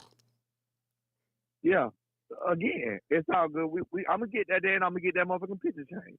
Yeah, get the picture change because see, this is the thing, right? Because the thing is, let me ask you this here: do you think that after that performance, after 14 years, layoff stuff like that, do you think you're gonna be getting a lot more call outs? Because you fought Greg Hackett, y'all did that. Then you got YSM, so you got a YouTube channel. He want to fade. So you got YSM calling you out. He want to smoke. Greg Hackett, you and him did y'all thing already. So it's like, then you got a dude from Ohio sending you DM saying he want to smoke. It just seemed like everybody think you sweet. I don't think everybody think I'm sweet because YSM came before Greg Hackett. Mm-hmm. This the only one that called me out now. The only one that called me out now is Ohio Fat Boy. Yeah, he the only one that called me out now. Yeah, so the only one that called me out now is the Ohio Fat Boy. See, if you would have knocked out, if you would have put Greg Hackett to sleep, which would have been very hard because he was doing a lot of slick stuff in there. Then you wouldn't have had him. You wouldn't have had him calling you out. But yeah, man, make sure you get that picture changed, man, because yeah, I'm gonna get that shit. People in the chat talking about sending me money to send to you, man, to help you out. What the hell? I'm going Hey, everybody can't tell me about what the guy you can check a video of me, nigga. I don't look like that. God damn. I ain't homeless, motherfucker. Yeah. Hey, I had to listen, coach. I had to fight for my respect. Yeah, you did that. See, right. Now I got to fight with my goddamn image. Like, the internet is a goddamn. The internet is not a real place, my nigga. It's not a real place. Hey, look here, man. Hey, look here. I want to wrap it up like this here. Dez, look here, man. Bro, I don't know. I don't know where they going from. I don't know what BLK going from here because when people, cause the complaints that people were saying, anything dealing with BLK, not you and Greg, not y'all, not y'all promotion, whatever. But they looking at the BLK, it ain't looking good, bro. Right. That shit ain't. I'm just saying, man. Like he gonna have to. I don't know what Dez gonna have to do, man. He gonna have to, man. Like that shit look that shit look terrible, bro. Like it was like when you watching the fight and you streaming it from your phone. Your stream was better on your phone than the app. Yeah. You get what I'm saying? Crazy. So, so I just want to throw that out there, man. But hey, did y'all get paid? Absolutely. Oh, okay. We got paid before the fight. We got paid before the fight. Oh, okay, good. We got paid at the weigh-in. All right, good. All right, that's all I want to know now. You know damn well I'll be on this motherfucker cussing. I'll be on here cussing my goddamn self. No, we good. Again, Devin was cool. He was a true professional and everything else. Yeah. It was the production team. I mean, but I do understand what you're saying. I mean, it's like you said, they cussing us out because our face was on it, and everybody cussing them out because BLK prime. You know what I mean? So they're gonna go to whoever they can get. It's just like you cussing out the manager of motherfucking KFC, even though KFC, because they out of chicken and shit. You know what I'm saying? Yeah, I understand. You gonna cuss that motherfucker that who the fuck you see? You see me? Hey, but man, it is what it is, man. Hey, B, I got to get you back on this week, man. Get your arm. I'm always there. I'm always listening. I'm always goddamn down there. Hey, get your arm taken care of, man. No, which round did you mess up your bicep? Do you remember? Again. Insurance first. We'll talk. Oh, okay, cool. I got you. Let it ride. All right. I talk. Hey, shout out to Brian Norman Senior, man. Salute, fam. My bad. Shit, I forgot all about that. Yeah, man. Oh, yeah, man. Hey, this is my dog. Hey, they gonna be trying. B. Got niggas sending them. Niggas sending them. Hey, bro. Y'all don't understand. See, I know what he going through. Remember, I told y'all I had to do from New York. What the dude named Money B? He saying from Brooklyn. Money B from Brooklyn. Man, I used to have dudes call me, threatening me all the time. Yeah, nigga, I'm trying to tell you when I see your coach, it's gonna be this. You better not come to the fight. I'm gonna put the magnum to your face. Dude said all of that. We got loan money. And bro, I don't like, again, these male groupies, dog. I be trying to tell y'all, like, these dudes, I'm like, fam, like, okay, you got all day. You gonna call somebody, get somebody DM. Yeah, when I see you, boy, I'm trying to tell you, Justin, when I see you, boy, Justin, Schoolo, when I see you, boy, I'm trying to tell you, boy, it's on site when I see you. It's on site. And this dude is telling you it's on site. He on the other side of the country. Behind the safety of the iPhone that his baby mama bought for him for Christmas. She bought him that for Christmas, right? For Christmas. You know what I mean? Christmas. or she got him that iPhone last year when the taxes came. You know what I mean? When the taxes came. So she got him that. And he sending threatening messages and DMs. Yeah, hey, Mr. Tomato Can. Hey, what Tomato Can at? Hey, what my dog at? Hey, Tomato Can. Man, the man sending messages. The man sending messages in his DMs, hog head, cheese sandwich, pork chop bones. This man sitting there, yeah, when I see you, dog, hold on, let me get rid of this here. Yeah, dog, I'm trying to tell you, when I see you, boy, it's on site. It's so, listen, bruh, like on site what? What does on site mean? Anybody? What does on site mean? Yeah, I'm trying to tell you, boy, when I see you, it's on site. And I'm like, you get what I'm saying? But, bruh, these dudes be, again, I used to get these. I don't get them no more. It's like, nah, I don't troll my trolls. I don't troll them so much to the point where they're like, man, this shit ain't working, dog. Like this dude be, man, we can't even. This dude right here, coach. It ain't work with me. It ain't work with me. Cause I'm with the shit. So it ain't work with me. It ain't worth me, but I snap in a minute. I don't give a damn. I bodied an entire boxing community to the point to where people don't even know they exist anymore. Literally. You get what I'm saying? Make their leader. Listen, once I met Jabba the Hutt, I knew. I said, man, these niggas some hoes, man. True. Man, these niggas, man, these niggas be talking all that goddamn Solomon Grundy stuff. Like they Blackjack Mulligan, Mr. T, like they Mr. T from the A-Team, and B.A. Baracus and all that there. Then when you see them, dog, it be the total opposite, dog. It be the total opposite. Literally. Carla, what's your name? You called it from? Jamie from New York. Jamie, talk to me. Hey, Coach. I see Brian Norman Sr. making a lot of friends, huh? Hey, no. So was that some random guy wants to fight him? What happened? Is that a random guy wants to fight him from the internet? Yeah. He said the dude. Hold on, I wonder how the dude from Ohio. It don't. Funny, I don't know. I think he probably told him he was from Ohio. Okay. Yeah, I don't know, but he say I don't see it on his page, but yeah, man, I used to get messages like that. Yeah, I know. I remember, Coach. And you went to war with everybody. digitally. I was having digital shootouts, gun emoji for gun emoji. Yep. I had the yappers, the sticks. You get what I'm saying? I had all that. And then as I said, when I saw the leader, you know, the Jabba the Hutt, you know, he wanted to buy. Hey, hold on, Jamie, check this out. This I was waiting for you. Wait. No. This how scared I was. Do you remember when we went to the food truck? When we got the food from the food truck? Yep. Where did I don't know if you remember this. Where did we eat the food at? In the lobby. In the hotel lobby. We're watching a basketball game. In the hotel lobby. We're watching a basketball game. Right or wrong? It was a football game on, right? Or basketball. A football game, whatever. Yeah. Yeah, it was one of them. I forgot. Hey, in the lobby. But they said you were hiding under the bed.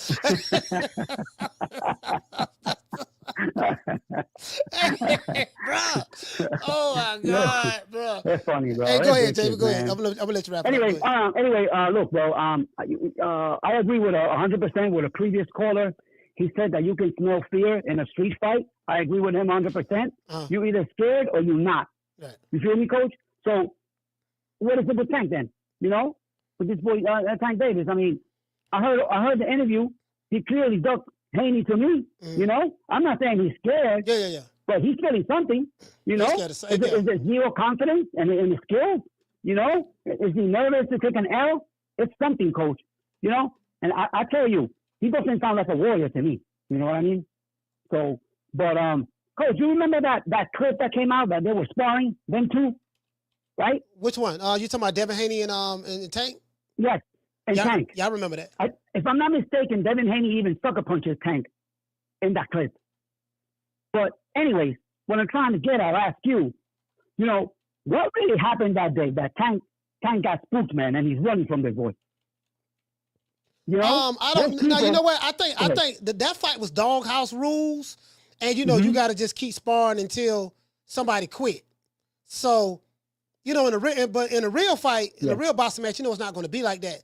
In that fight, you know, in that sparring match, Tank did say he cracked him, and that's what Agent Broner said. He cracked him. So, you know, in a real boxing match, they're saying that, hey, you know, if Tank if they fought for real, if Tank catch him like that, he wouldn't have been able to recover because Agent Broner jumped in and broke it up and allowed Devin Haney to recover.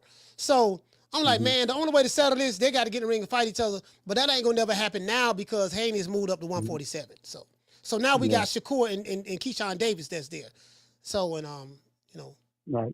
Yeah, we can. Yeah, but fight. You know, because you know, most people feel that Tank beats these boys, me included. Yeah. You know, for me, he must have felt something that day, not to like his chances in the fight.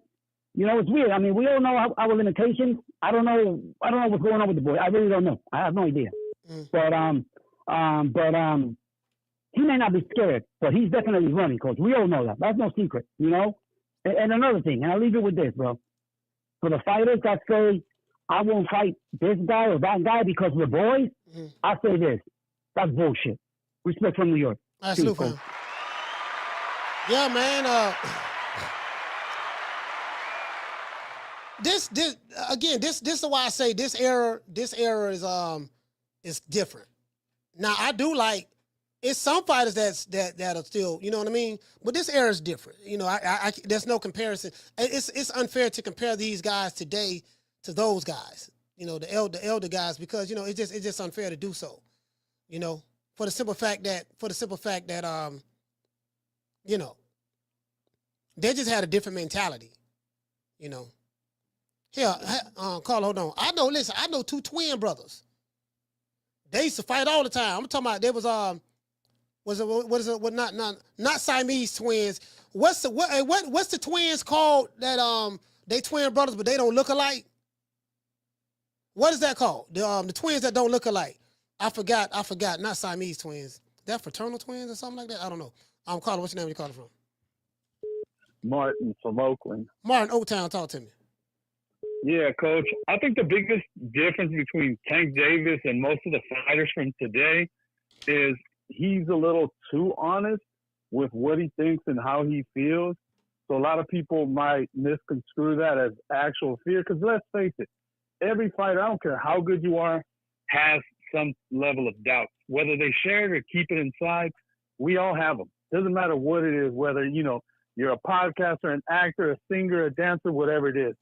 And the fact that he went on Gillian Wallow and actually admitted to never going into the offices of Mayweather Promotions and saying, hey, I want to fight this guy, that guy, that just shows how honest he is, because 99% of all fighters will be like, hell yeah, I want the fools. Hell yeah, I've been calling them out. Yeah. Nobody's going to admit, damn, I look like a sucker because I never asked for them.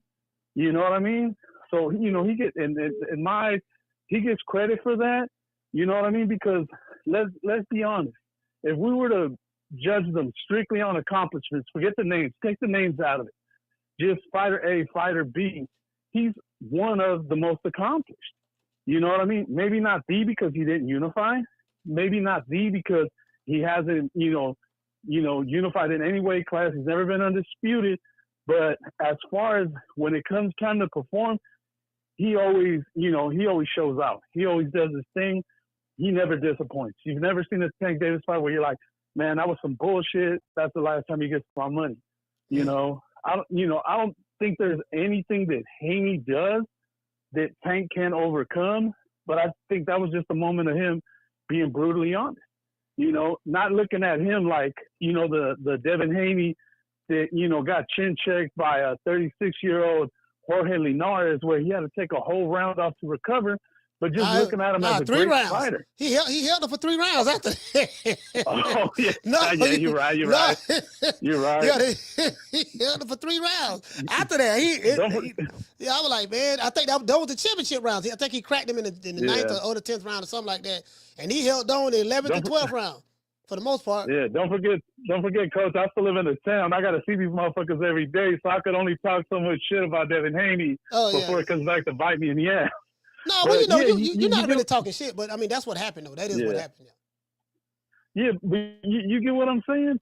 You know what I mean? I don't think there's anything Devin Haney can do to Tank that Tank hasn't faced and that Tank hasn't overcome. You know what I mean? I think he was just keeping it real. Like, I think these people might get me, even no matter how delusional that might be. Yeah, that's you know what I mean? Somebody might have put that in his ear and he's running with it. But I don't think he's scared of anybody. Oh. And on top of that, Coach, Keyshawn already talking that fighters ain't done nothing. He's over here. He got asked on the Ariel Helwani show about fighting Andy Cruz, who he lost to in the Olympics. He said, Andy Cruz ain't nobody in America. Those were his exact words. And then he said, Andy Cruz is a good Olympic fighter, but he's not a good professional fighter. And he might be right. But I would just want that as a, just something to put on my resume. Like, yeah, I beat the shit out of a motherfucker that got over on me in the Olympics. Yeah, beat him in the Olympics. Whether it means anything or not, just to be able to say it, even if people are like, that's a cherry pick, hey, but that's a justified cherry pick because they got history. No, I mean, Andy, listen, that'll be a good fight, Andy Cruz and Keyshawn. I don't know. Keyshawn has the WBO strap. You know what I'm going to have to do, Martin, is look at the WBO and see. I need to see which sanctioned body that Andy Cruz is ranked in. Because I don't know who Keyshawn's going to fight next. What I don't like to hear is him and Shakur not fighting each other because they brothers. I'm like, bro, I know real brothers who fought. I know real brothers who fought for real. each other for real. You know, it's growing up. Yeah. So, I mean, yeah, we brothers, but y'all got to, you know, Simon Brown fought his best friend before. Tyson fought his friends before. Even beat people who pivoting to Andy Cruz, who beat him, who knocked him, you know, who beat him, you know, in the Olympics and just beat him in the amateurs. Sorry about that, beat him in the amateurs and all that stuff there. And you know, yeah, man, they gotta. Listen, man, no, y'all gotta. You know, I think their mentality of these young fighters today. I like what listen, Martin. I like what Abdullah Mason said. Abdullah Mason didn't say that. Sure. He said, look, the only brothers he ain't gonna fight, the only people he not fighting is his blood brothers. Understandably so. Yeah. Vladimir and Vitaly Klitschko didn't fight each other in the pros.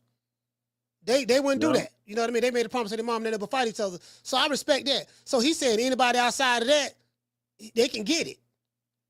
He don't care. You get what I'm saying? So I like that. Almost definitely. Hey, but shout out to Martin, man. Salute. For sure, Coach. Yeah, I like that. I like that, man. Yeah, Abdullah Mason, like, look here, man. Yeah, I ain't trying to. You get what I'm saying? Hey, shout out to Preacher Joe. Yeah, Sugar Shane Mosley and De La Hoya. Like listen. Hey, Preacher Joe, we have a lot of fights where close friends fought each other. Literally. You know? Yeah, we got a lot of fights with, you know, dudes was cool, they were real good, they fought each other. Listen, Mike McCallum and James Toney was real close. They used to spar each other all the time. James Toney and Mike McCallum used to spar each other all the time. Real good friends. Guess what? They fought 3 times. Carla, what's your name? You call it from? What up, Coach? It's Johnny from Oakland. Johnny from Motown, talk to me. Yeah, the last 2 callers made a lot of great points. You know, Tank is really, I think 2 callers ago they said Tank is real honest with his words when, and I don't think he recognizes it. And like he said, I don't think he's scared of Devin. It's just a thought of losing in front of everybody to somebody who he and all his fans pretty much said that he's pillow fisted, you know? Yeah, and what I think, you know, it doesn't make sense because I think Tank has a great chance of beating and knocking out Devin Haney. Because the guys who gave him most trouble, who gave Haney most trouble, is pretty much Jojo Diaz. Although Jojo Diaz can't really crack like that, you know, he was putting the hands on Haney, and then him and Loma.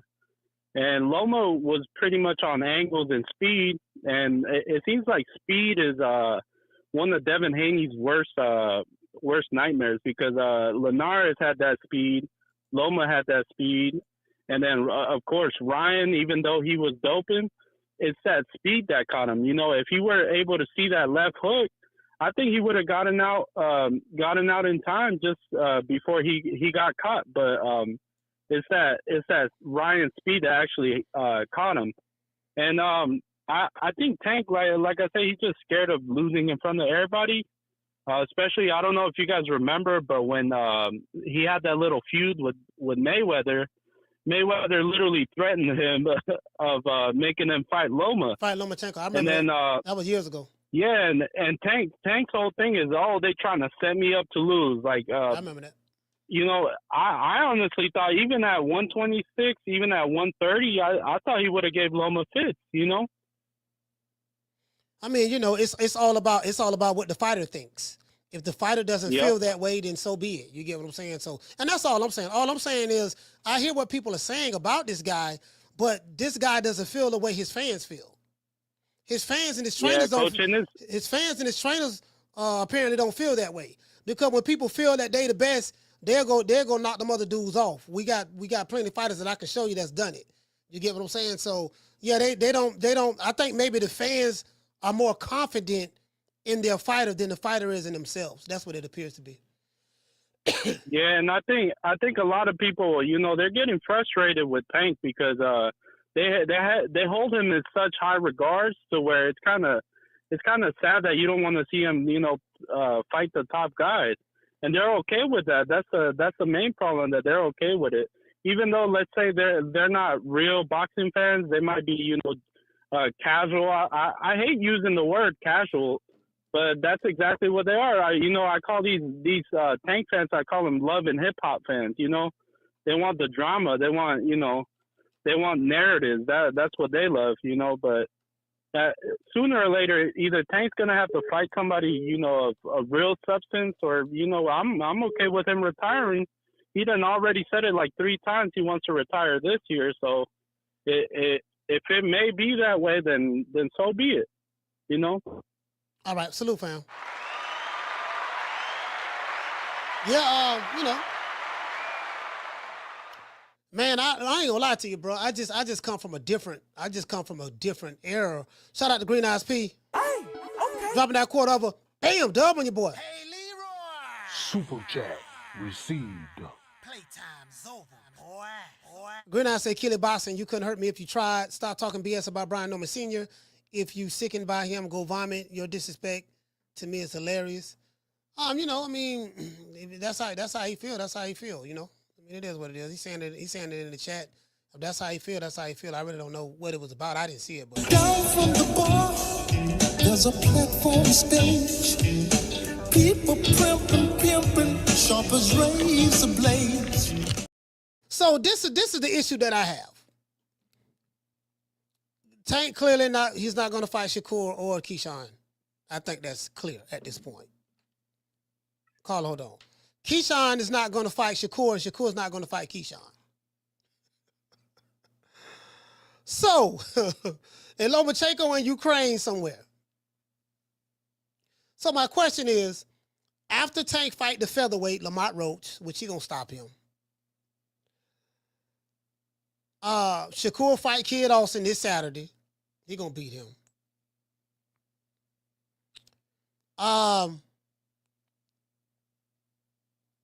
Keyshawn Davis already fought Barincic. He's the newly crowned WBO champ. And Lomachenko in Ukraine. So what? So the dudes with the belts, what they gonna do? Like we gotta have these fictitious, imaginary, like all the divisions fighting unification matches. Bantamweight, featherweight, 140. I think they finna try to link up or whatever. 47. 68. Light heavyweight. You get what I'm saying? So what 135 gonna do? Shakur ain't gonna fight Keyshawn. Keyshawn ain't gonna fight Shakur. So that kill that. And Tank ain't gonna fight neither one of them. So that kill that. Now what? Tank fighting Nissan Cruz his next fight. Carter, what's your name? You called from? What's up, Coach? This is Darius from Florida. Darius, talk to me. Yeah, Coach. I'm like, while watching the interview of Trump, when he was talking about they might not give him the nod if he don't knock out Devin Haney. Basically, he was trying to say if he get robbed. Like, we go to Saudi over there, he might get fucked around and robbed. Like, he should have said this. He could have said, I'll fight Devin anywhere besides Saudi. He could have stood that up. I mean, it showed that he ain't scared to fight him. You feel me? He could have said, I'll fight Devin anywhere. But as long as it's not over there with Turkey, I have no problem. You said that. So he got some side of the shame. Yeah, and for Devin too, go ahead, Coach. Nah. What it is the fighter saying one thing. So I believe what the fighters say. It's a lot of these. It's a lot of these dudes. I call them the Tankomaniacs, but a lot of them. I'm talking about some of them. I'm talking about a lot of them. Some of them are the male groupies. Like the male groupie shit is like, dude, they literally just lying, putting words in this man's mouth. This man didn't say that. The man said what he said. Yeah. Period. Yeah, that's true. And one thing too, cool. Like I'm just saying, they do fight, which I don't think I can fight Devin. Like if Devin was looking like he fought Regis, how he using his footwork, staying outside, I won't be surprised he pulled that off against Tango. I'm talking about the footwork, right? How you Dev can move around and probably he got longer arms and stuff. Yeah. I won't be surprised he pulled it off. I'm gonna still favor Tango. And Shakur and the Keyshawn coach, yeah, man, like they're not even blood, but they were real blood brothers. I can understand, like blood brothers, coach. I can understand, but them niggas not even brothers, bro. Like y'all niggas not even real brothers. So Something got to give. And guess what? Dula Mason said the same thing. Something got to give, bro. Like Dula Mason, I like Dula Mason too. He coming up. Dula Mason, why he wants to smoke? He like, what's up? Y'all boys gonna fight each other, or y'all want me to step up? Yeah. Something, you feel me? Cause he's coming up, and I like the Dula Mason. You know, and they call him. They call him Sugar now. They have to they give him a nickname now. They call him Sugar Abdullah. I think Abdullah. I think Abdullah Mason need about three more good fights. I think he's 16-0, 17-0. He need about a good 3 more good by next year. Put it this way, he's active. He's going to fight again in a couple of months. He's fighting again in about a couple of months. So I think you let him fight out the rest of this year. By 2026, he ready. He ready for a title. He ready for a title. Yeah, I gotta do it. That's right. And one more thing too, because I know this sounds crazy. I'm not even a Ryan Garcia fan, but shit, he did get in a ring with Tank and Devin. I mean, like, and he did some part of the 4 games, you think, in your opinion? You talking about Ryan Garcia? Yeah, I'm just saying he got in a ring with Tank and Devin. I mean, at least he fought 2 top guys. Yeah, he did. Yeah, Ryan Garcia did that. Yeah, Ryan Garcia did that. Yeah, I gotta give him credit. You know, he gotta give him credit. I get it, but he still got in a ring with Devin, even though he cheated or not. He still got in a ring with him. So I gotta give him credit. He fought 2 top guys now. He said 4 kings. You know how he's saying the 4 kings? He fought 2 of the kings. You got Fish, Devin, you know. We'll see what happens next, bro. he said he fought 2 of the kings. Yeah. All right, salute, man. Darren said, he fought 2 of the kings. Which king? Which king? What king? Rodney King, Martin Luther King, all the goddamn kings from Africa. True. Hey, I remember this comedy skit that was on one of Ice Cube's albums. I want to say I forgot which album it was. It was either Ice Cube album or it was Paris. Rapper named Paris from San Francisco. The police had pulled the dude over. He said, "Get out of the car! Get out of the goddamn car!"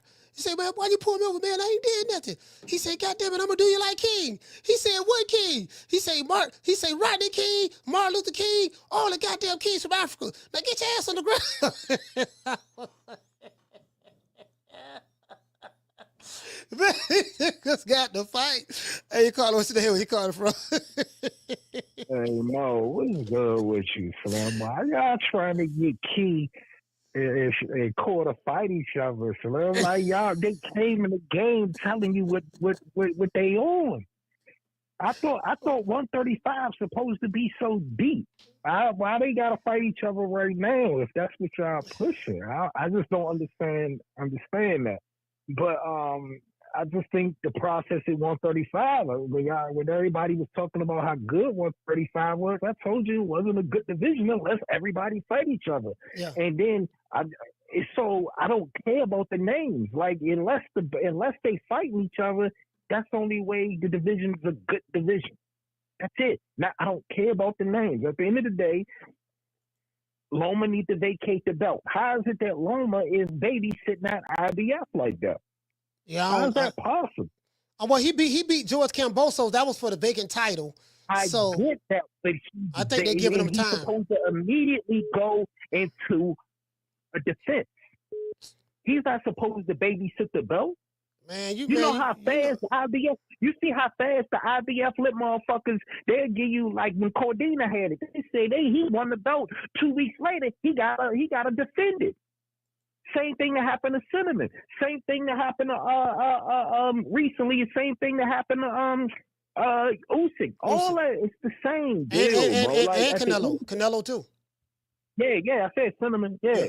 So at the end of the day, I just think, I think somebody, my main man called in talking about what Key talked about Andy Cruz. He said, what Key said is he will beat the dog shit out of Andy Cruz right now. So that fight wouldn't even make sense. He said, what Andy Cruz need to do is go get a belt, which Andy Cruz is what?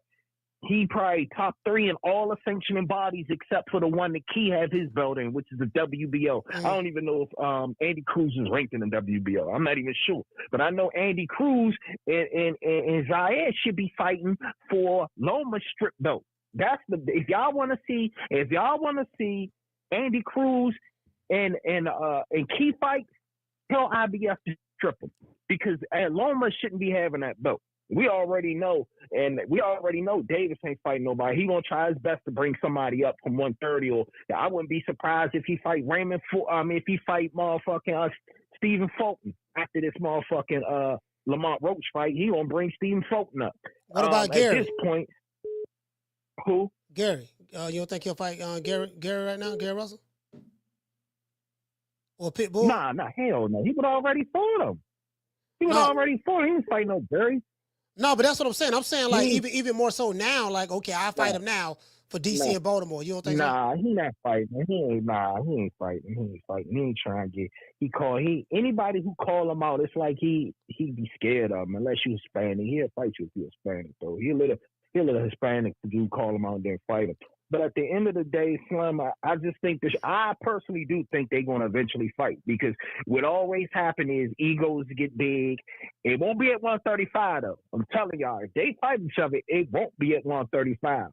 It's only a matter of time. Somebody say something on social media, and then they're going to gin up this whole Key and Shakur beef, and then they going to fall for it, and then they going to try to make money off of it. I'm just telling you, I wouldn't even trust that fight now anyway. So I don't know why y'all want to push that. No, okay, but this is the issue. Right now, Tank is fighting Roach. He's fighting a featherweight. Okay. Shakur is fighting Kid Austin. Contender. Okay.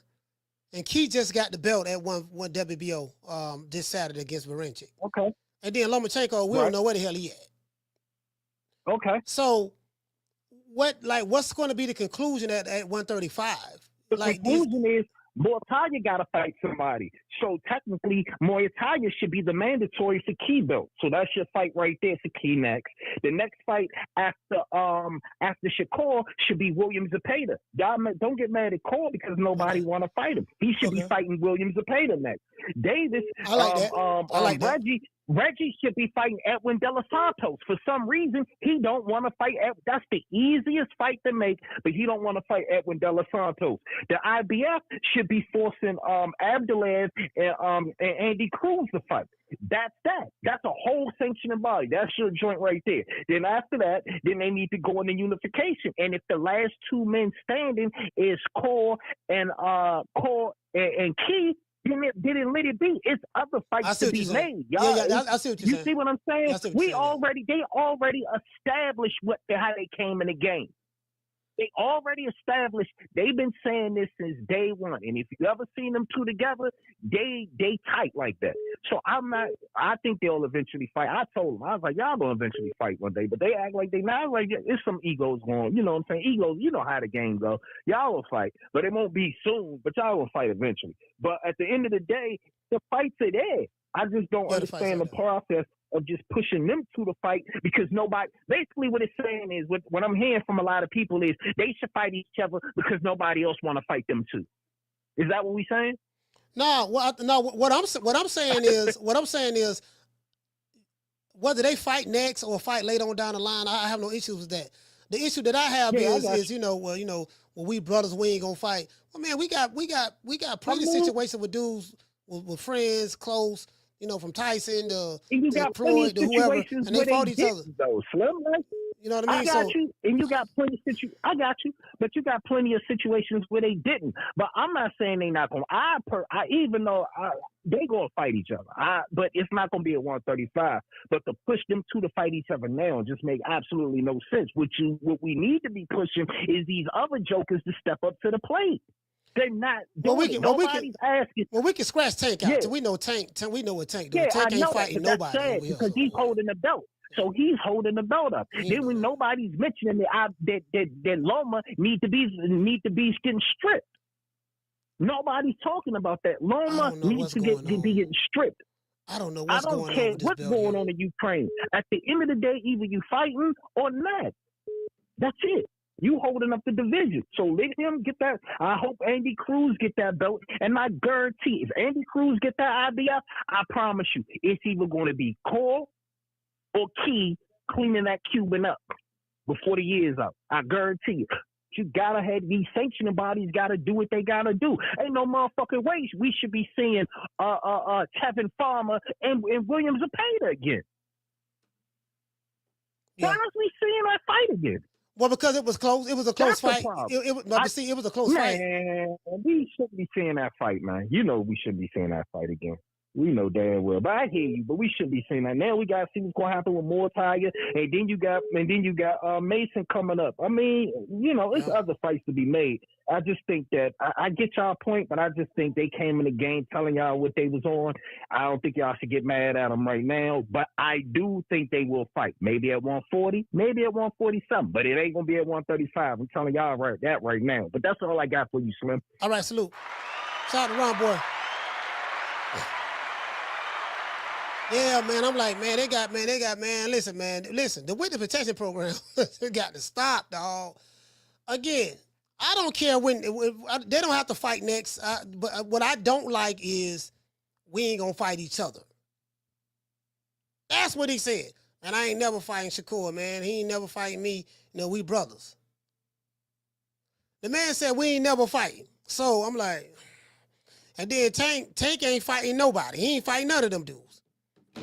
Carla, hold on. They got they ain't big enough yet. They call his name out, they clout chasing. They don't call his name out, they clout chasing. They scared, they really don't want to fight. It's like, then you got to deal with the Taking Maniacs online, and, they going to go out there. They got the Shigo Army, and they going to get out there. Yeah, this what it is. And all these other, Taking Maniac YouTube channels, email groupies, they going to be out there. You get what I'm saying? These niggas, they 40s and 50s and 60s. I'm like, man, I got to hear this shit here, man. Oh, Lord have mercy. And it is what it is, man. Phone line's open, man. They can call the show, though. Caller, what's your name? You calling from? Martin from Oakland. Martin from Oakland. Talk to me. Yeah, Coach. Keyshawn was actually ranked higher by the IBF than the WBO. And because you know how Williams Zepeda was basically ranked number 1 in all 4 sanctioning bodies, right? Mm-hmm. So right below him, Keyshawn was like number 2 in the IBF, and Raymond Murataya was, I think, number 2 or number 3 in the WBO. But for whatever reason, and I'm assuming it's a weight thing, because you know how IBF got that rehydration clause. I think Top Rank pulled a switch through Murataya to the IBF and put Keyshawn on the WBO to fight Baranchyk, who, even Ring Magazine had him ranked below Keyshawn amongst the, top 10 lightweights. So, that shows you what everybody thought about Baranchyk. So now what's happening is Murataya, you know how Shakur's fighting this week? Mm-hmm. Well, Murataya's fighting next week. Remember the guy that Devin Haney fought for the vacant WBC belt? The guy that he knocked out? Yeah, the guy that was his last knockout. Exactly. So that's who Murataya is fighting for the interim IBF. So what's going to happen if Loma comes back, then he's fighting Murataya for the full belt. And if he retires, then Murataya gets elevated. So I'm assuming that they're, probably going to set up, Keyshawn versus Murataya, for unification. Or personally, I think Keyshawn, and it'll probably be the best move to do, is just going to say, fuck it, and move to 140 because he's a big boy. You know what I'm saying?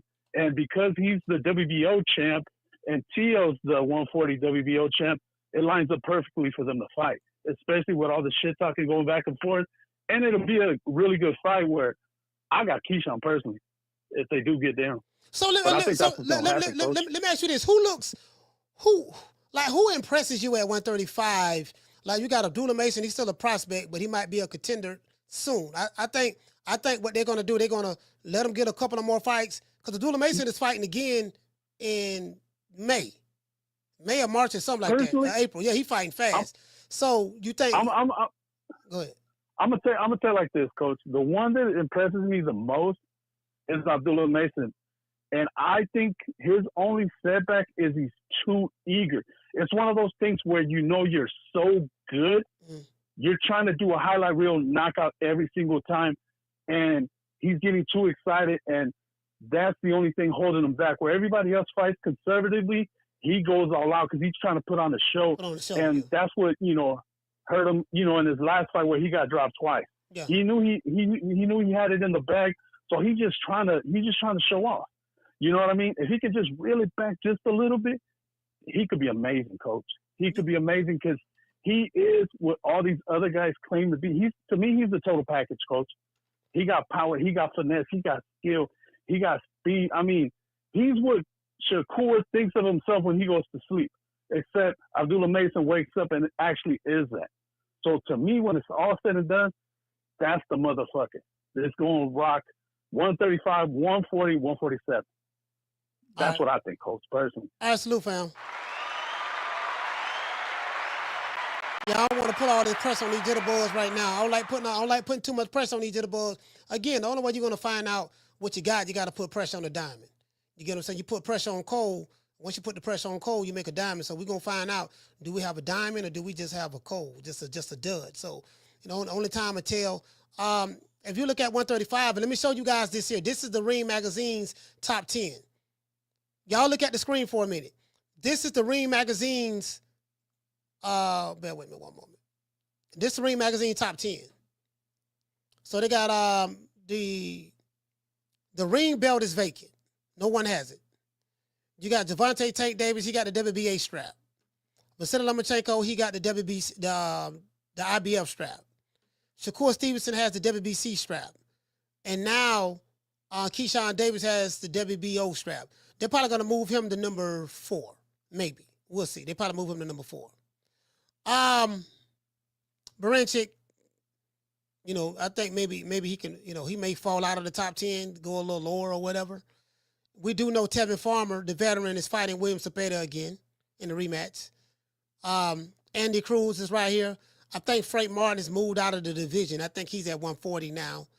Raymond Mutathala, I wouldn't mind seeing Raymond Mutathala and Keyshawn Davis mix it up. I wouldn't mind seeing that at all. Top Rank have enough fighters to where they can make those in-house fights like that. What I do love, there was something Bud said on the Cigar Talk interview, and he spoke highly of Turki Alalshihk. He said what he like about what Turki Alalshihk is doing. He said by Turki coming in the game, he have everybody working together. I totally agree with that. Turki has, he said that Turki has PBC working together with Top Rank. Top Rank working with Matchroom working with Golden Boy working with Queensberry. And that's the wonderful thing about Turki Alalshihk. And then Bud also said what we say up here all the time, if it wasn't for Turki Alalshihk, a lot of these big fights that we have been getting lately, we never would have gotten them. We damn sure wouldn't have got the Undisputed at light heavyweight and at heavyweight. We wouldn't have got that at all. At all. You get what I'm saying? So what I think, this is my personal opinion, I think the boxers and the fighter teams, meaning trainers or whatever, that don't like Turki Alalshihk, they don't like Turki Alalshihk because you're not going to be able to cherry pick your way into this thing. If you want to get my money, you're going to have to fight who we say fight. And I think the fighters who have an issue with that is they don't get a chance, them or their team don't get a chance to cherry pick who they want to fight.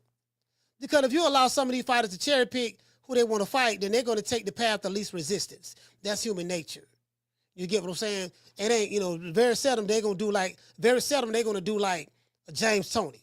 Like somebody like James Toney, you know what I mean? Give him all the smoke. Shout out to John. He said Boyd was giving Bill Haney credit too. Yeah, he did give Bill Haney credit on Cigar Talk. Cause Bud, people was like, well, you once said that there were weight divisions for a reason when it came to Canelo, but he said Bill Haney kind of like told him, look, you need to be fighting Canelo. That's your fight. And he said Bill Haney, you know, was the reason why he want to fight Canelo. So he had to change. He changed his mind. So one thing I can assure you, when Bud and Canelo fight, Bud is not going to do what Jamel Charlo did. He not going to run. Like if you feel that Canelo, he going to knock Bud out, he's going to have to do it. From a skill set standpoint, I don't see nothing that Canelo brings to the table from a skill set standpoint better than Bud. And I don't see anything really from a skill set standpoint that Bud brings to the table better than Canelo. Both of these guys are pretty much from an intellectual standpoint on the same level. So now it's going to come down to punching power. It's going to come down to punching power. And then, of course, footwork. I think Bud has better footwork. But both of these guys are pretty much on the same level outside of Canelo's the bigger fighter. So we'll see. We'll see how that works out. But I can promise you, he ain't going to do what Jamel Charlo did. Jamel Charlo ran for 12 rounds. I think he fought one round. I think that was the 5th round where he let his hands go. You know what I mean? Like, you're going to kill that boy from Omaha. True. Yeah, I can promise you that. You're going to kill that boy from Omaha. Somebody said, what other big fights besides Bivol and Beterbiev? Let's look right here and see. Let's look at the schedule. Let's see. Let's look at the schedule. Schedule fights. All right, Beterbiev, we know that's on the 22nd. That's this weekend. Shakur and Kid Austin is fighting on this undercard. This is it right here. No duck language from Bivol, no duck language from Beterbiev. Nobody saying you gotta prove yourself or you gotta be a draw. See, these dudes is cut different from your favorite American fighter. The ones who fit that description. These two dudes are built different.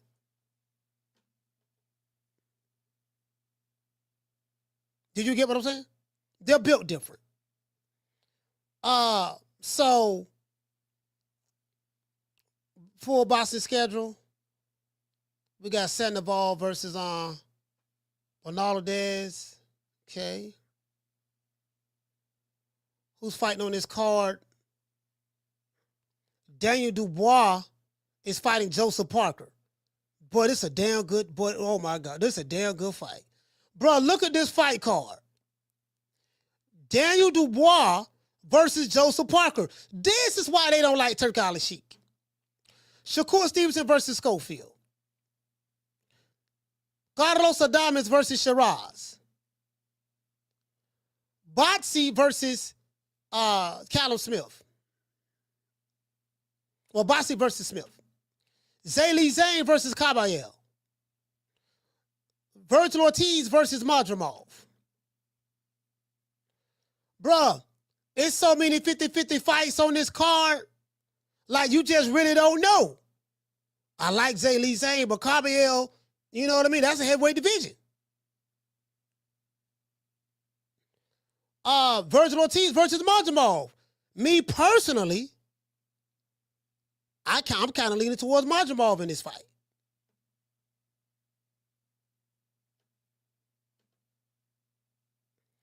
Schofield and Shakur Stevenson is intriguing because, you know, Mama Holyfield talked up on this fight.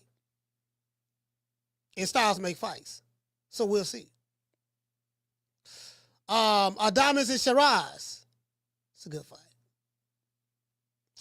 Dubois and Parker. Yes. This is a good fight.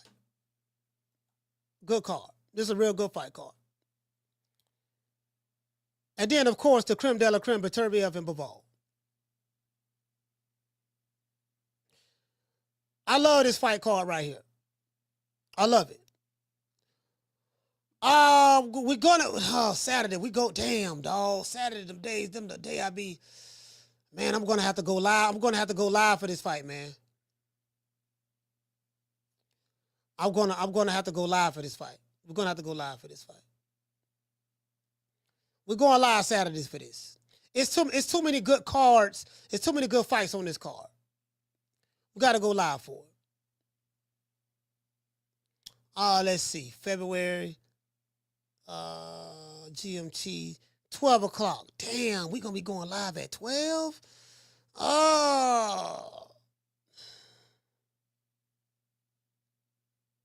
We're going to be going live at 12 Saturday. So, yeah, we're going to be going live at 12 Saturday. Yeah, it's too many good cars. There's too many good cars on here. It's too many good cars on here. It's too many good cars on here. Now, a lot of the American male groupies and American, the American boxing fans, online, they don't really know nothing about any of these fighters. They only know about the same fighters they talk about all the time. So they don't, you know, they're very ignorant when it comes to the level of competition that's on this fight card. You get what I'm saying? But yeah, absolutely. And this and it's on the zone. It's on the zone, so it is what it is. Let's give everybody a round of applause. Yeah, man. Like I kinda, yeah, we gotta go in for this one here. We gotta go in for this one here. We gotta go in for this one. You get what I'm saying? Like I really, really like this. I really like this because I'm like, man, damn. Somebody in the chat said Don King type shit. Yeah, I totally agree. I remember when Don King had something called the Revenge of the Rematches. Hold on. I think we got a cash out. They had Simon Brown rematching Terrible Terry Norris. We had Azuma Nelson. We had Azuma Nelson rematching Jesse James Leha. Hold on. We got last call right here. Last call. Caller, what's your name? You calling from? You the last call. Yeah, my bad. So let me double back. My man was right. I did forget to add something. Key wasn't even supposed to be at 135 for real. He was supposed to already be at 140. He was at 135 a little bit longer than they expected. So they didn't want to technically have Key and Shakur in the same division that way as long.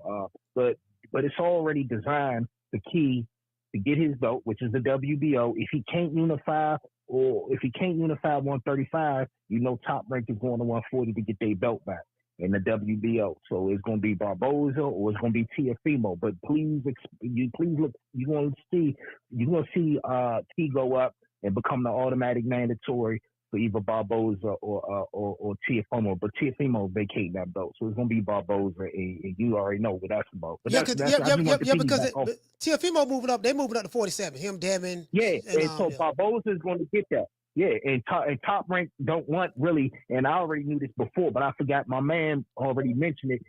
Oh, you know, Key being at 130, he was actually at 135 longer than they expected. Because remember, he came at motherfucker banging at 140. He just started making 135, really, just so he can get a belt. He was fighting at 138, 140, 139, shit like that. You know how they do it for them youngins. You know what I'm saying? Yeah. So he just started making a flat 135. So what they gonna do is break him up and sink he to 140 to go get that WBO. From Barboza. Look forward to that. But that's all I got for you, Mo. All right.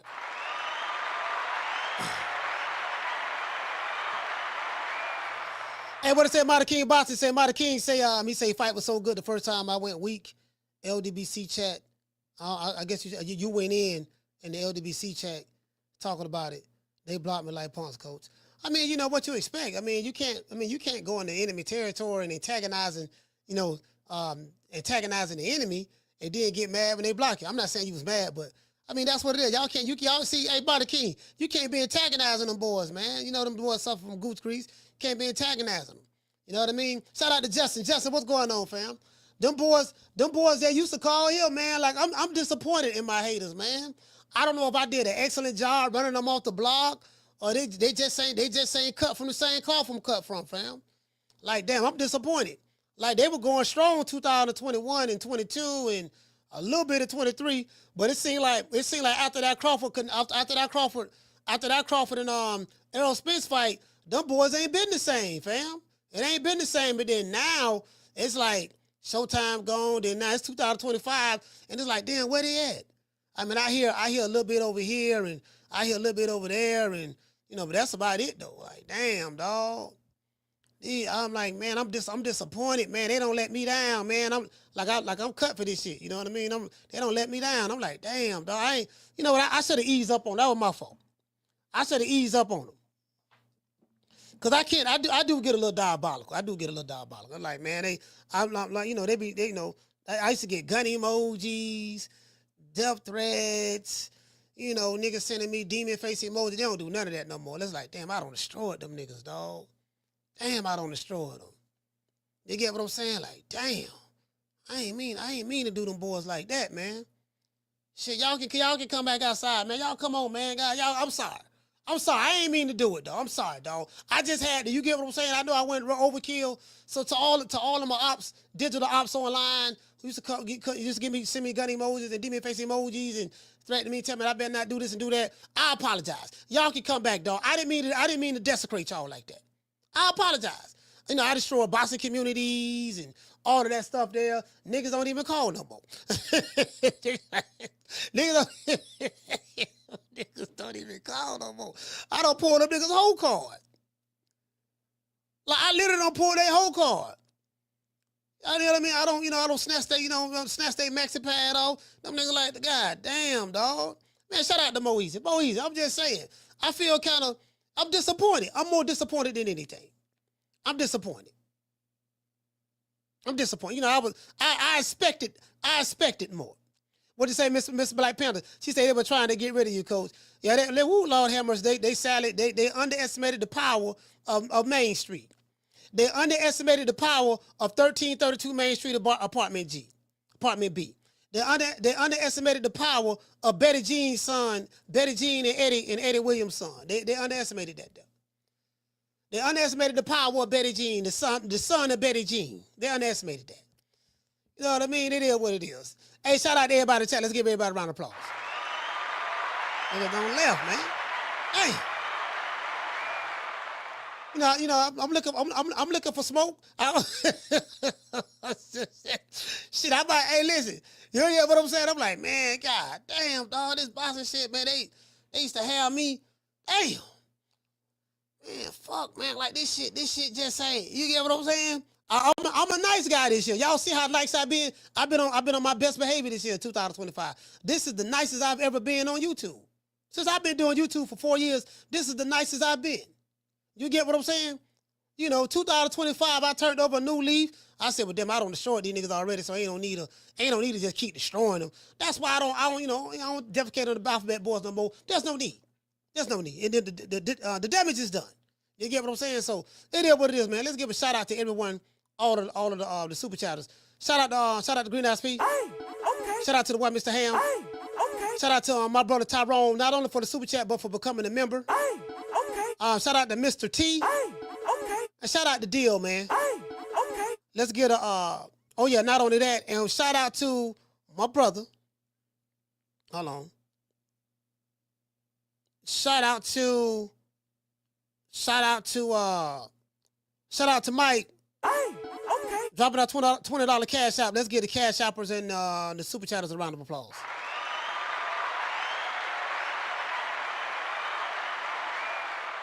Yeah, man, I'm just, you know what I mean? Like, I'm disappointed. Highly disappointed. Hey, shout out to Daniel. Daniel he said, hell no, coach. He said, hell no. JB said, coach is bored. Man, he said, hell no, coach. Keep your foot on their throats. I'm just saying, I don't ease up. You know, I don't ease up. You know, I don't turn the other cheek. You get what I'm saying? I don't turn the other cheek. It is what it is. I'm like, man, shit, I get more smoke from this joint than I do these niggas online now. These niggas, you know what it is? They learned their lesson. They learned their lesson, fam. I think that's what they learned. They like, man, this shit ain't work. The threats ain't work. The gun emojis ain't work. Talking tough. That shit don't work. That nigga just troll us into oblivion. He embarrasses us. Like, I make fools out of these fools. You dig? Shout out to the face of box. Hey. Yeah. Oh, that look good.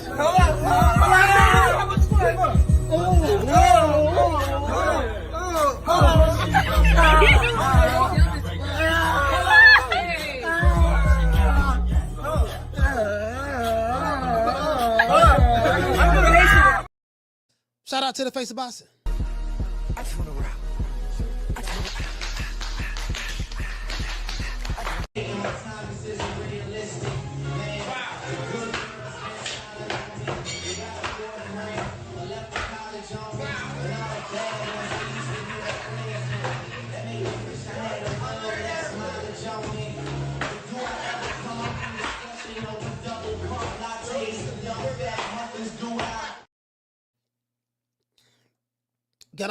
We gotta always show our respect, you know, to the face of boxing. And shout out to Gilly the Kid in Wallow, $1 Million Worth of Game podcast. Me, the fans, we feeling like you not getting the best fights you supposed to. But we know Tank can fight anybody. Why is that? For me, we want to see you fight Lomachenko. We want to see you fight Devin Haney, Teofimo Lopez, motherfucking all the top who they say is the 4 horsemen, and they anywhere around your weight class. We want to see it happen. When we gonna see it happen? I'm not sure. I don't. That's ain't got the nothing best to do answer with you it. can That give. was real shit. That's some real shit. I can't. I don't know. That's like. How many times you don't went in there and said, I want these niggas, man? To be honest, I ain't never said.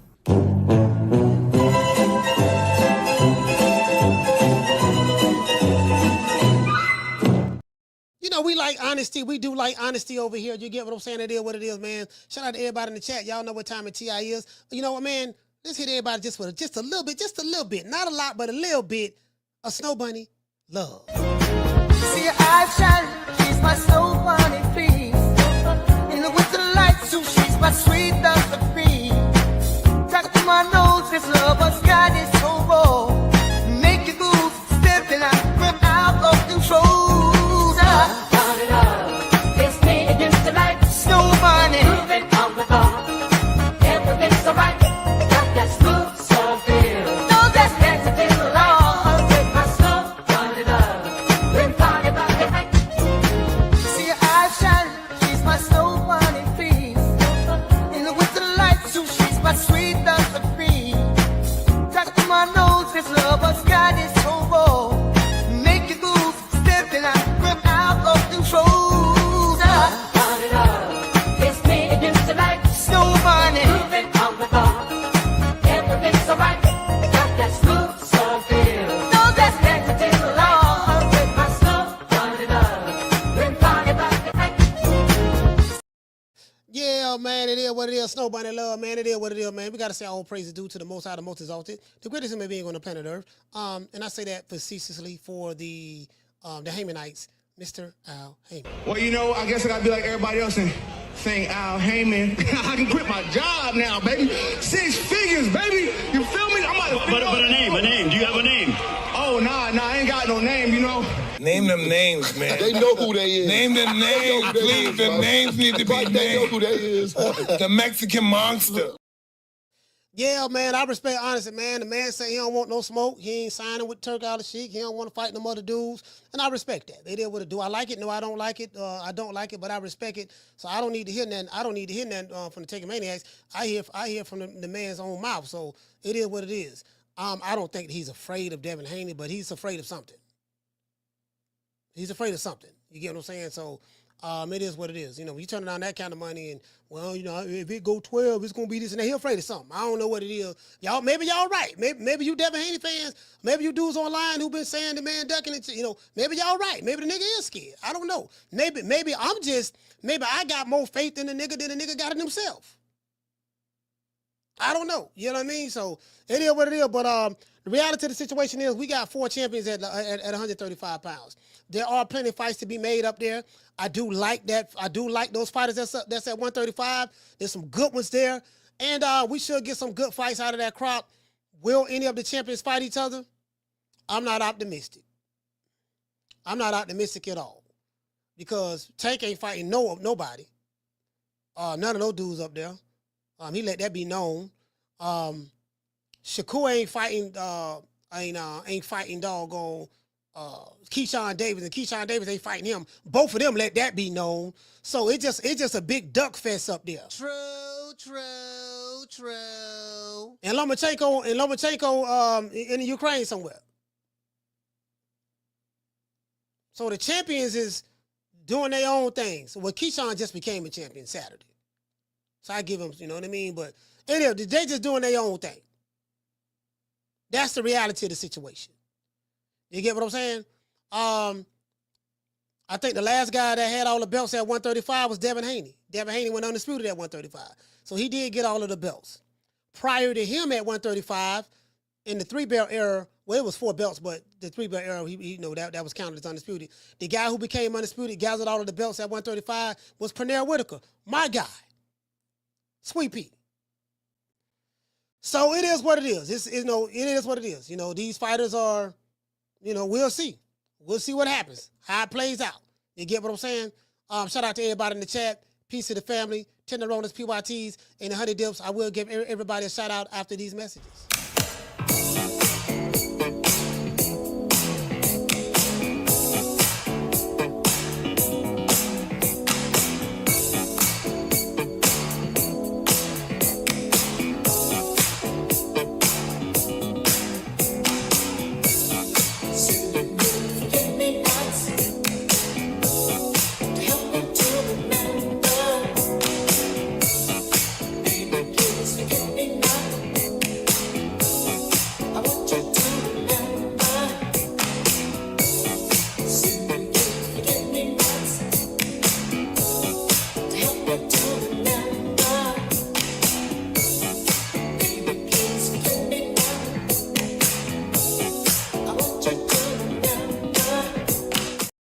See what we do, man, what we do, a lot of these niggas just want to argue all day. Through the chat. I'm not here to argue with you niggas. You get what I'm saying? The phone lines be open. They don't want to call the show. You feel me? You wanna argue. I can't argue with you. You mad. Look at you. You mad. I don't get paid to argue with you. Who is you? You ain't nobody. Facts. Facts. Shout out to Jamie from New York. To this day. True. Shout out to Legacy. The Nigerian Nightmare. Shout out to Miss Black Panther. Shout out to Summer in November. La Jessica. Shout out to Justin Watson. Salute, brother. Brandy Sweet Like Candy. Shout out to Mo Easy. Shout out to the one Mr. Ham, JC. Marta King Boxing. Shout out to Dr. Paul. Shout out to Schoolo X-Man, Schoolo in the building, Mr. Corey Bradley. Shout out to DC Curry. More brains in the building. Shout out to Dr. Mario. Who else we got? The one Mr. Ham. JC. Shout out to Mika Lovem. Shout out to Mika Lovem. Shout out to Javier. Shout out to who else we got in the building? Oh yeah, shout out to SP Got Beats. Shout out to everybody watching on X. Shout out to everybody watching on Rumble. Shout out to Mo Brains in the building. Fast Car Eddie. G5 from the Bronx. Bishop Bullwinkle. Shout out to Daniel Agnew. Preacher Joe. Rodney Evans, salute. Who else we have in the building? Shout out to Deal 87, salute, brother. Deal in the building. EMS. Who else we got, man? Green Eyes P. Jamie from New York. Oh yeah, shout out to the callers too. Shout out to, we had quite a few callers today.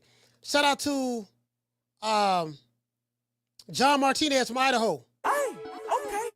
Mr. Brian Norman. Shout out to my main man, B. Norman, man. Salute, brother.